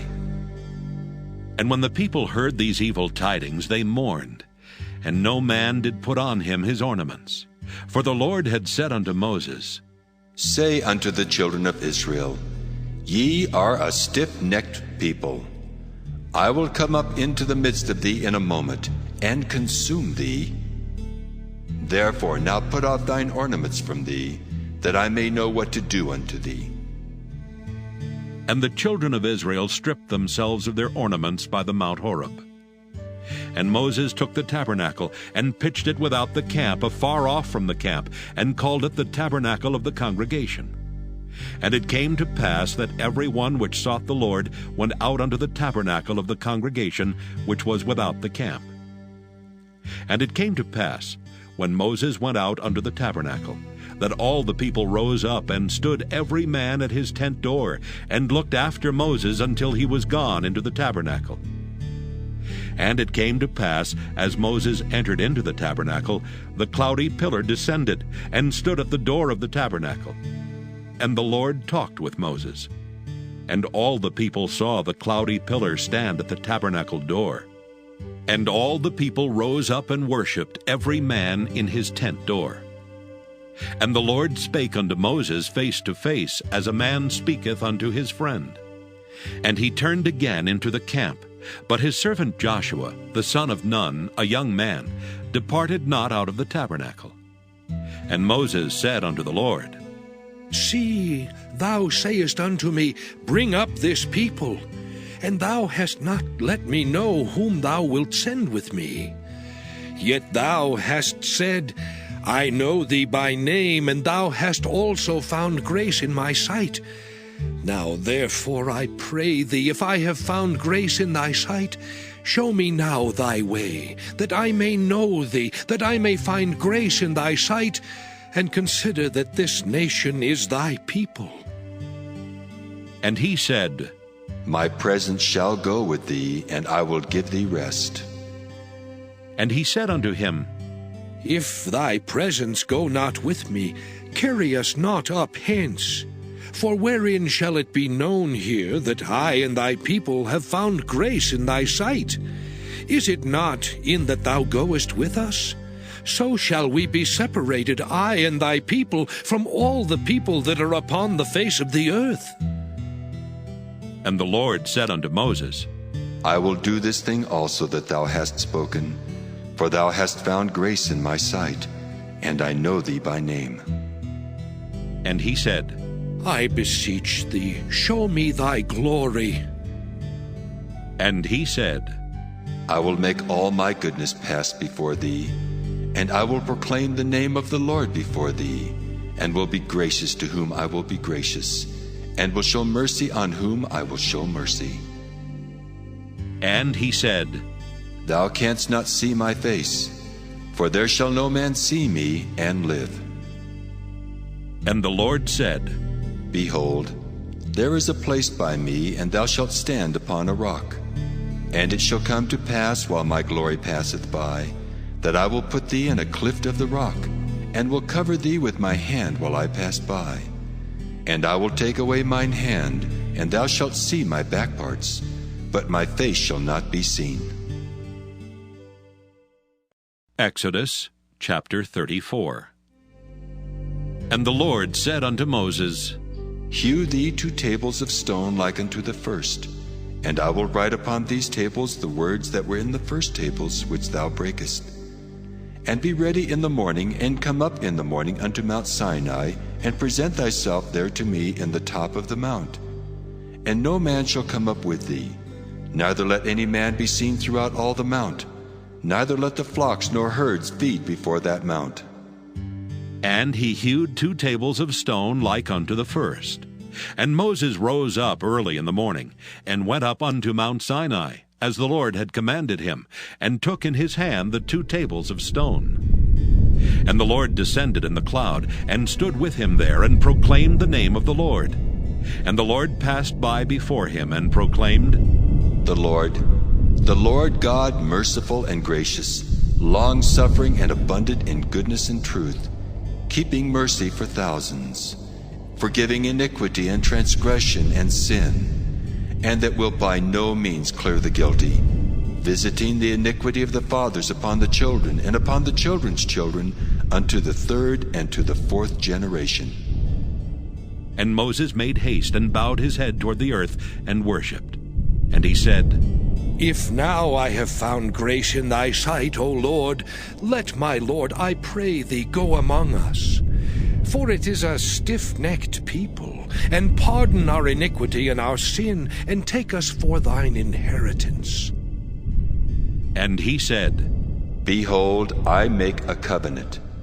Before all thy people I will do marvels such as have not been done in all the earth, nor in any nation. And all the people among which thou art shall see the work of the Lord. For it is a terrible thing that I will do with thee. Observe thou that which I command thee this day. Behold, I drive out before thee the Amorite, and the Canaanite, and the Hittite, and the Perizzite, and the Hivite, and the Jebusite. Take heed to thyself, lest thou make a covenant with the inhabitants of the land whither thou goest, lest it be for a snare in the midst of thee. But ye shall destroy their altars, break their images, and cut down their groves. For thou shalt worship no other God, for the Lord whose name is jealous is a jealous God. Lest thou make a covenant with the inhabitants of the land, and they go a-whoring after their gods, and do sacrifice unto their gods, and one call thee, and thou eat of his sacrifice. And thou take of their daughters unto thy sons, and their daughters go a-whoring after their gods, and make thy sons go a-whoring after their gods. Thou shalt make thee no molten gods. The feast of unleavened bread shalt thou keep. 7 days thou shalt eat unleavened bread, as I commanded thee in the time of the month Abib. For in the month Abib thou camest out from Egypt. All that openeth the matrix is mine, and every firstling among thy cattle, whether ox or sheep, that is male. But the firstling of an ass thou shalt redeem with a lamb. And if thou redeem him not, then shalt thou break his neck. All the firstborn of thy sons thou shalt redeem, and none shall appear before me empty. 6 days thou shalt work, but on the 7th day thou shalt rest. In earing time and in harvest thou shalt rest. And thou shalt observe the feast of weeks, of the first fruits of wheat harvest, and the feast of ingathering at the year's end. Thrice in the year shall all your men children appear before the Lord God, the God of Israel. For I will cast out the nations before thee, and enlarge thy borders. Neither shall any man desire thy land, when thou shalt go up to appear before the Lord thy God thrice in the year. Thou shalt not offer the blood of my sacrifice with leaven. Neither shall the sacrifice of the feast of the Passover be left unto the morning. The first of the first fruits of thy land thou shalt bring unto the house of the Lord thy God. Thou shalt not see the kid in his mother's milk. And the Lord said unto Moses, Write thou these words, for after the tenor of these words I have made a covenant with thee and with Israel. And he was there with the Lord 40 days and 40 nights. He did neither eat bread nor drink water. And he wrote upon the tables the words of the covenant, the 10 commandments. And it came to pass, when Moses came down from Mount Sinai with the 2 tables of testimony in Moses' hand, when he came down from the mount, that Moses wist not that the skin of his face shone while he talked with him. And when Aaron and all the children of Israel saw Moses, behold, the skin of his face shone, and they were afraid to come nigh him. And Moses called unto them, and Aaron and all the rulers of the congregation returned unto him, and Moses talked with them. And afterward all the children of Israel came nigh, and he gave them in commandment all that the Lord had spoken with him in Mount Sinai. Until Moses had done speaking with them, he put a veil on his face. But when Moses went in before the Lord to speak with him, he took the veil off until he came out. And he came out and spake unto the children of Israel that which he was commanded. And the children of Israel saw the face of Moses, that the skin of Moses' face shone. And Moses put the veil upon his face again until he went in to speak with him. Exodus chapter 35. And Moses gathered all the congregation of the children of Israel together, and said unto them, These are the words which the Lord hath commanded, that ye should do them. 6 days shall work be done, but on the 7th day there shall be to you an holy day, a Sabbath of rest to the Lord. Whosoever doeth work therein shall be put to death. Ye shall kindle no fire throughout your habitations upon the Sabbath day. And Moses spake unto all the congregation of the children of Israel, saying, This is the thing which the Lord commanded, saying, Take ye from among you an offering unto the Lord. Whosoever is of a willing heart, let him bring it, an offering of the Lord, gold and silver and brass, and blue and purple and scarlet, and fine linen, and goat's hair, and ram's skins dyed red, and badger's skins, and shittim wood, and oil for the light, and spices for anointing oil, and for the sweet incense, and onyx stones, and stones to be set for the ephod and for the breastplate. And every wise-hearted among you shall come and make all that the Lord hath commanded. The tabernacle, his tent and his covering, his taches and his boards, his bars, his pillars and his sockets, the ark and the staves thereof with the mercy seat and the veil of the covering, the table and his staves, and all his vessels and the showbread, the candlestick also for the light, and his furniture, and his lamps with the oil for the light, and the incense altar, and his staves, and the anointing oil, and the sweet incense, and the hanging for the door at the entering in of the tabernacle, the altar of burnt offering with his brazen grate, his staves and all his vessels, the laver and his foot, the hangings of the court, his pillars and their sockets, and the hanging for the door of the court, the pins of the tabernacle and the pins of the court and their cords, the cloths of service to do service in the holy place, the holy garments for Aaron the priest, and the garments of his sons to minister in the priest's office. And all the congregation of the children of Israel departed from the presence of Moses.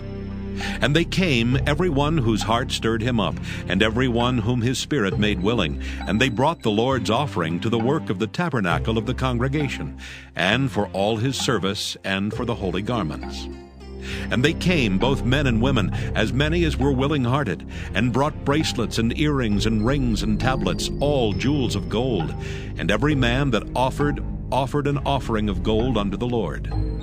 And every man with whom was found blue and purple and scarlet and fine linen, and goat's hair and red skins of rams and badgers' skins brought them. Every one that did offer an offering of silver and brass brought the Lord's offering. And every man with whom was found shittim wood for any work of the service brought it. And all the women that were wise-hearted did spin with their hands, and brought that which they had spun, both of blue and of purple and of scarlet and of fine linen. And all the women whose heart stirred them up in wisdom spun goat's hair. And the rulers brought onyx stones, and stones to be set for the ephod and for the breastplate, and spice and oil for the light, and for the anointing oil, and for the sweet incense. The children of Israel brought a willing offering unto the Lord, every man and woman whose heart made them willing to bring for all manner of work, which the Lord had commanded to be made by the hand of Moses. And Moses said unto the children of Israel, See, the Lord hath called by name Bezaleel, the son of Uri, the son of Hur, of the tribe of Judah. And he hath filled him with the Spirit of God, in wisdom, in understanding, and in knowledge, and in all manner of workmanship, and to devise curious works, to work in gold, and in silver, and in brass, and in the cutting of stones to set them, and in carving of wood to make any manner of cunning work. And he hath put in his heart that he may teach, both he and Aholiab the son of Ahisamach of the tribe of Dan. Them hath he filled with wisdom of heart, to work all manner of work, of the engraver, and of the cunning workman, and of the embroiderer, in blue and in purple, in scarlet and in fine linen, and of the weaver, even of them that do any work, and of those that devise cunning work. Exodus chapter 36. Then wrought Bezaleel and Aholiab, and every wise-hearted man in whom the Lord put wisdom and understanding, to know how to work all manner of work for the service of the sanctuary, according to all that the Lord had commanded. And Moses called Bezaleel and Aholiab, and every wise-hearted man, in whose heart the Lord had put wisdom, even every one whose heart stirred him up, to come unto the work to do it. And they received of Moses all the offering which the children of Israel had brought for the work of the service of the sanctuary, to make it withal. And they brought yet unto him free offerings every morning. And all the wise men that wrought all the work of the sanctuary came every man from his work which they made. And they spake unto Moses, saying, The people bring much more than enough for the service of the work which the Lord commanded to make. And Moses gave commandment, and they caused it to be proclaimed throughout the camp, saying, Let neither man nor woman make any more work for the offering of the sanctuary. So the people were restrained from bringing. For the stuff they had was sufficient for all the work to make it, and too much. And every wise-hearted man among them that wrought the work of the tabernacle made 10 curtains of fine twined linen, and blue and purple and scarlet. With cherubims of cunning work made he them. The length of one curtain was 28 cubits, and the breadth of one curtain 4 cubits. The curtains were all of one size. And he coupled the 5 curtains one unto another, and the other 5 curtains he coupled one unto another. And he made loops of blue on the edge of one curtain from the selvage in the coupling. Likewise he made in the uttermost side of another curtain in the coupling of the second. 50 loops made he in one curtain, and 50 loops made he in the edge of the curtain which was in the coupling of the second. The loops held one curtain to another. And he made 50 taches of gold, and coupled the curtains one unto another with the taches. So it became one tabernacle. And he made curtains of goat's hair for the tent over the tabernacle. 11 curtains he made them. The length of one curtain was 30 cubits, and 4 cubits was the breadth of one curtain. The 11 curtains were of one size. And he coupled 5 curtains by themselves, and 6 curtains by themselves. And he made 50 loops upon the uttermost edge of the curtain in the coupling, and 50 loops made he upon the edge of the curtain which coupleth the second. And he made 50 taches of brass to couple the tent together, that it might be one. And he made a covering for the tent of ram's skins dyed red, and a covering of badger's skins above that. And he made boards for the tabernacle of shittim wood standing up. The length of a board was 10 cubits, and the breadth of a board 1 cubit and a half. One board had 2 tenons, equally distant from one another. Thus did he make for all the boards of the tabernacle. And he made boards for the tabernacle, 20 boards for the south side southward. And 40 sockets of silver he made under the 20 boards, 2 sockets under one board for his 2 tenons, and 2 sockets under another board for his 2 tenons. And for the other side of the tabernacle, which is toward the north corner, he made 20 boards, and there 40 sockets of silver, 2 sockets under one board, and 2 sockets under another board. And for the sides of the tabernacle westward he made 6 boards, and 2 boards made he for the corners of the tabernacle in the 2 sides. And they were coupled beneath, and coupled together at the head thereof to one ring. Thus he did to both of them in both the corners. And there were 8 boards, and their sockets were 16 sockets of silver, under every board 2 sockets. And he made bars of shittim wood, 5 for the boards of the one side of the tabernacle, and 5 bars for the boards of the other side of the tabernacle, and 5 bars for the boards of the tabernacle for the sides westward. And he made the middle bar to shoot through the boards from the one end to the other. And he overlaid the boards with gold, and made their rings of gold to be places for the bars, and overlaid the bars with gold.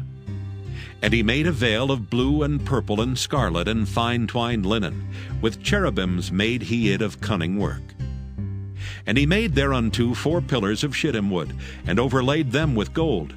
Their hooks were of gold, and he cast for them 4 sockets of silver. And he made an hanging for the tabernacle door of blue and purple and scarlet and fine twined linen of needlework. And the 5 pillars of it with their hooks, and he overlaid their chapiters and their fillets with gold. But their 5 sockets were of brass. Exodus chapter 37. And Bezaleel made the ark of shittim wood. 2 cubits and a half was the length of it, and 1 cubit and a half the breadth of it, and 1 cubit and a half the height of it. And he overlaid it with pure gold within and without, and made a crown of gold to it round about. And he cast for it 4 rings of gold, to be set by the 4 corners of it, even 2 rings upon the one side of it, and 2 rings upon the other side of it. And he made staves of shittim wood, and overlaid them with gold. And he put the staves into the rings by the sides of the ark, to bear the ark. And he made the mercy seat of pure gold. 2 cubits and a half was the length thereof, and 1 cubit and a half the breadth thereof. And he made 2 cherubims of gold. Beaten out of 1 piece made he them, on the 2 ends of the mercy seat. 1 cherub on the end on this side, and another cherub on the other end on that side. Out of the mercy seat made he the cherubims on the 2 ends thereof. And the cherubims spread out their wings on high, and covered with their wings over the mercy seat, with their faces one to another. Even to the mercy seatward were the faces of the cherubims. And he made the table of shittim wood. 2 cubits was the length thereof, and 1 cubit the breadth thereof, and 1 cubit and a half the height thereof. And he overlaid it with pure gold, and made thereunto a crown of gold round about. Also he made thereunto a border of an handbreadth round about, and made a crown of gold for the border thereof round about.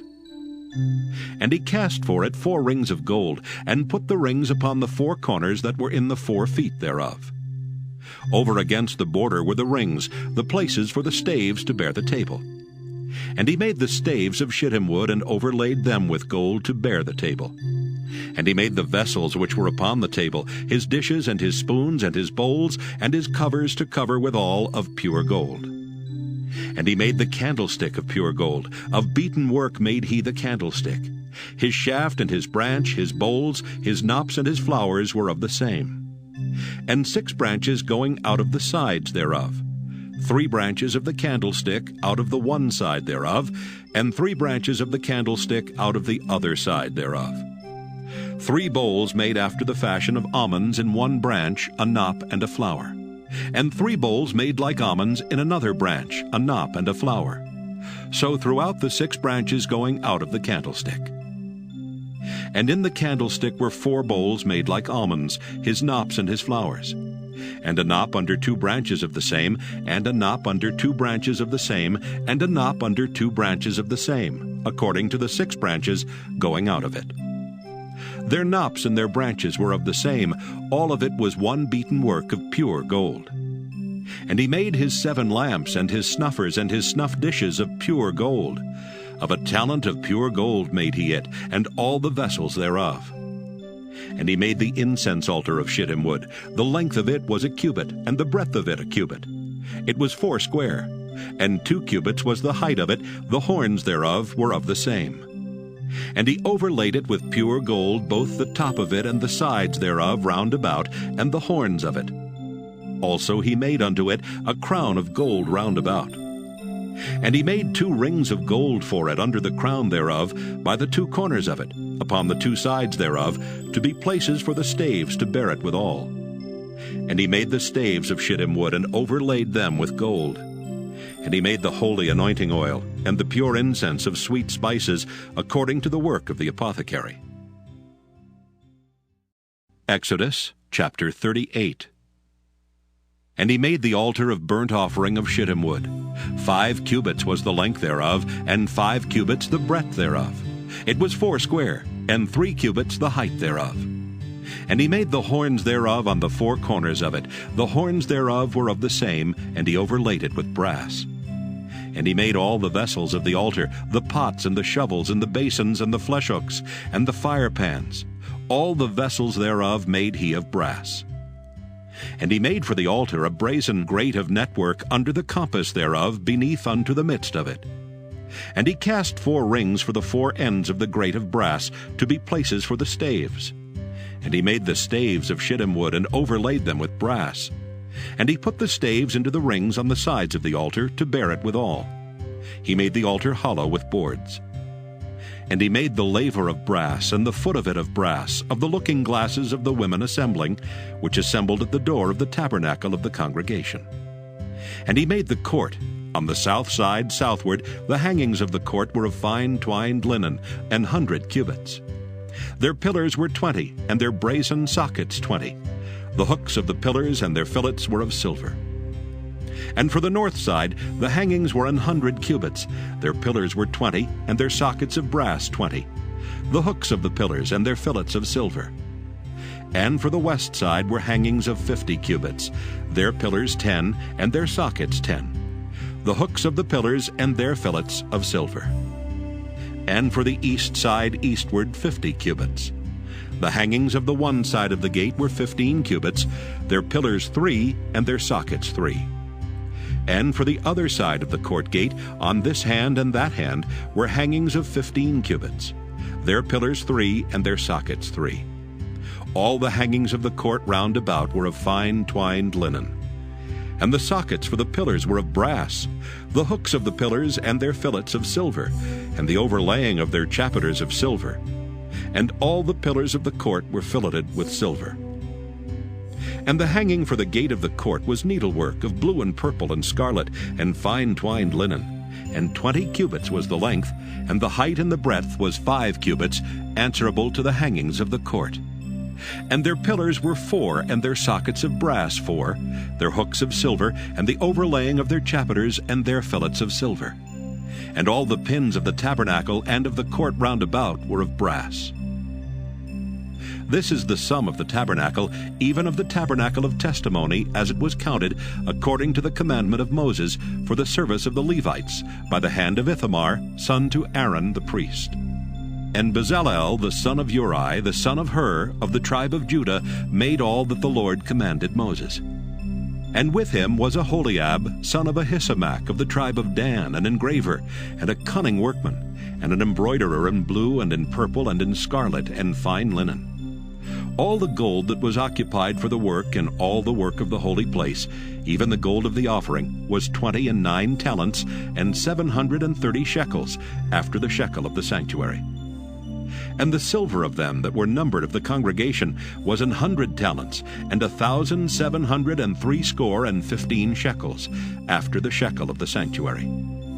A beka for every man, that is, half a shekel, after the shekel of the sanctuary, for every one that went to be numbered, from 20 years old and upward, for 600,000 and 3,550 men. And of the 100 talents of silver were cast the sockets of the sanctuary and the sockets of the veil, 100 sockets of the 100 talents, a talent for a socket. And of the 1,775 shekels, he made hooks for the pillars, and overlaid their chapiters, and filleted them.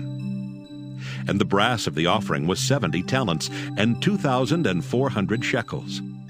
And therewith he made the sockets to the door of the tabernacle of the congregation, and the brazen altar, and the brazen grate for it, and all the vessels of the altar, and the sockets of the court round about, and the sockets of the court gate, and all the pins of the tabernacle, and all the pins of the court round about.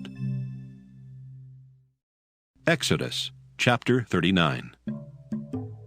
And of the blue and purple and scarlet they made cloths of service, to do service in the holy place, and made the holy garments for Aaron, as the Lord commanded Moses.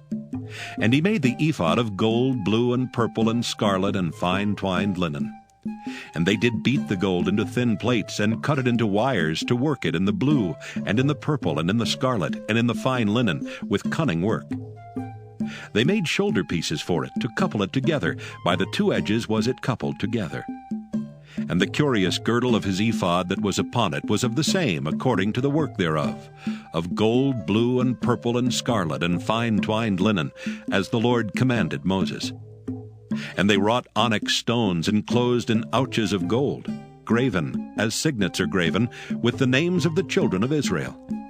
And he put them on the shoulders of the ephod, that they should be stones for a memorial to the children of Israel, as the Lord commanded Moses. And he made the breastplate of cunning work, like the work of the ephod, of gold, blue, and purple, and scarlet, and fine twined linen. It was 4 square. They made the breastplate double. A span was the length thereof, and a span the breadth thereof, being doubled. And they set in it 4 rows of stones. The first row was a sardius, a topaz, and a carbuncle. This was the first row. And the second row an emerald, a sapphire, and a diamond. And the third row a ligure, an agate, and an amethyst. And the fourth row a beryl, an onyx, and a jasper. They were enclosed in ouches of gold in their enclosings. And the stones were according to the names of the children of Israel, 12, according to their names, like the engravings of a signet, every one with his name according to the 12 tribes. And they made upon the breastplate chains at the ends, of wreathen work of pure gold. And they made 2 ouches of gold and 2 gold rings, and put the 2 rings in the 2 ends of the breastplate. And they put the 2 wreathen chains of gold and the 2 rings on the ends of the breastplate. And the 2 ends of the 2 wreathen chains they fastened in the 2 ouches, and put them on the shoulder pieces of the ephod before it. And they made 2 rings of gold, and put them on the 2 ends of the breastplate, upon the border of it, which was on the side of the ephod inward. And they made 2 other golden rings, and put them on the 2 sides of the ephod underneath, toward the forepart of it, over against the other coupling thereof, above the curious girdle of the ephod. And they did bind the breastplate by his rings under the rings of the ephod with a lace of blue, that it might be above the curious girdle of the ephod, and that the breastplate might not be loosed from the ephod, as the Lord commanded Moses. And he made the robe of the ephod of woven work, all of blue. And there was an hole in the midst of the robe as the hole of an habergeon, with a band round about the hole that it should not rend. And they made upon the hems of the robe pomegranates of blue and purple and scarlet and twined linen. And they made bells of pure gold, and put the bells between the pomegranates upon the hem of the robe, round about between the pomegranates. A bell and a pomegranate, a bell and a pomegranate, round about the hem of the robe to minister in, as the Lord commanded Moses. And they made coats of fine linen of woven work for Aaron and for his sons, and a mitre of fine linen, and goodly bonnets of fine linen, and linen breeches of fine twined linen, and a girdle of fine twined linen, and blue and purple and scarlet of needlework, as the Lord commanded Moses. And they made the plate of the holy crown of pure gold, and wrote upon it a writing, like to the engravings of a signet, Holiness to the Lord. And they tied unto it a lace of blue to fasten it on high upon the mitre, as the Lord commanded Moses. Thus was all the work of the tabernacle of the tent of the congregation finished. And the children of Israel did according to all that the Lord commanded Moses, so did they. And they brought the tabernacle unto Moses, the tent and all his furniture, his taches, his boards, his bars, and his pillars and his sockets.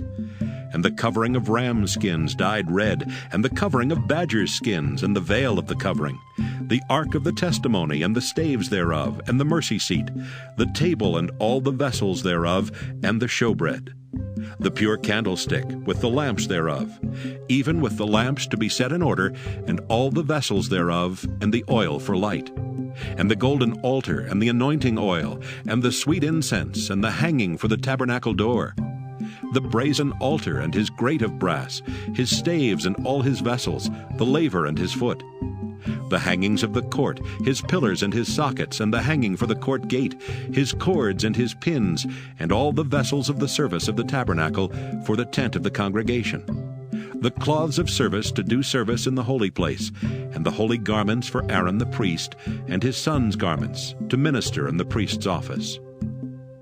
According to all that the Lord commanded Moses, so the children of Israel made all the work. And Moses did look upon all the work, and behold, they had done it as the Lord had commanded, even so had they done it. And Moses blessed them. Exodus chapter 40. And the Lord spake unto Moses, saying, On the first day of the first month shalt thou set up the tabernacle of the tent of the congregation. And thou shalt put therein the ark of the testimony, and cover the ark with the veil. And thou shalt bring in the table, and set in order the things that are to be set in order upon it.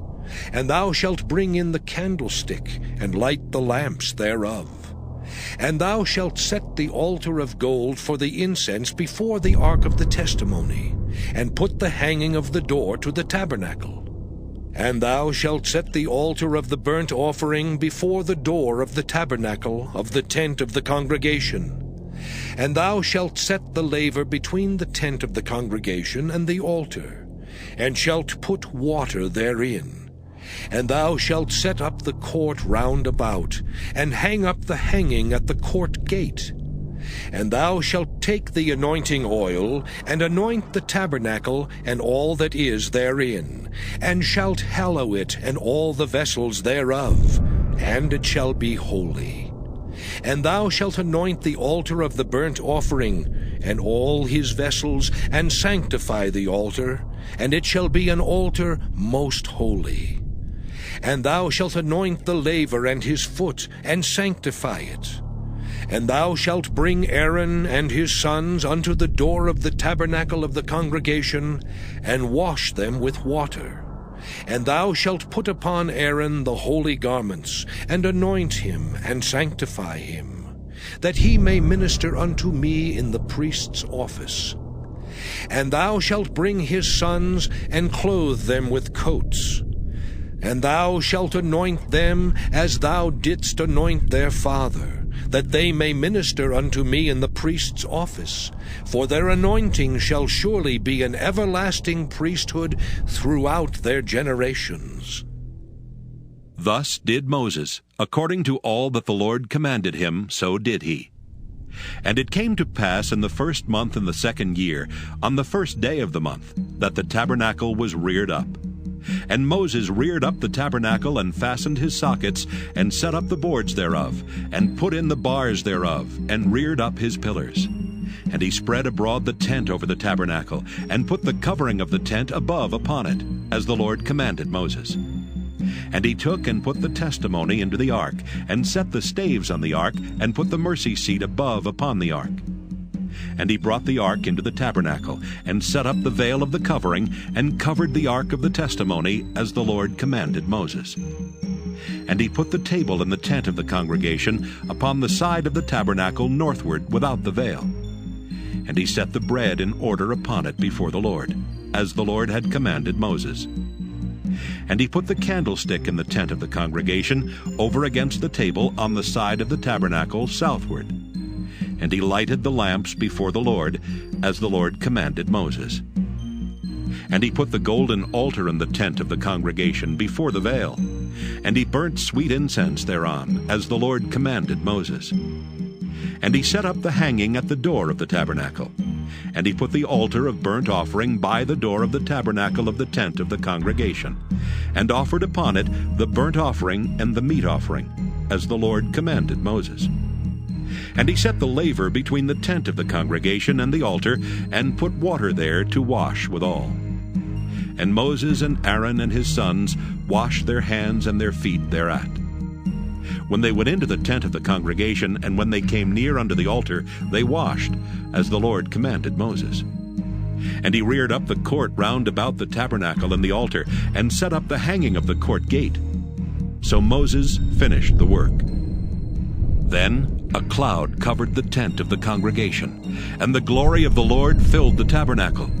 And Moses was not able to enter into the tent of the congregation, because the cloud abode thereon, and the glory of the Lord filled the tabernacle.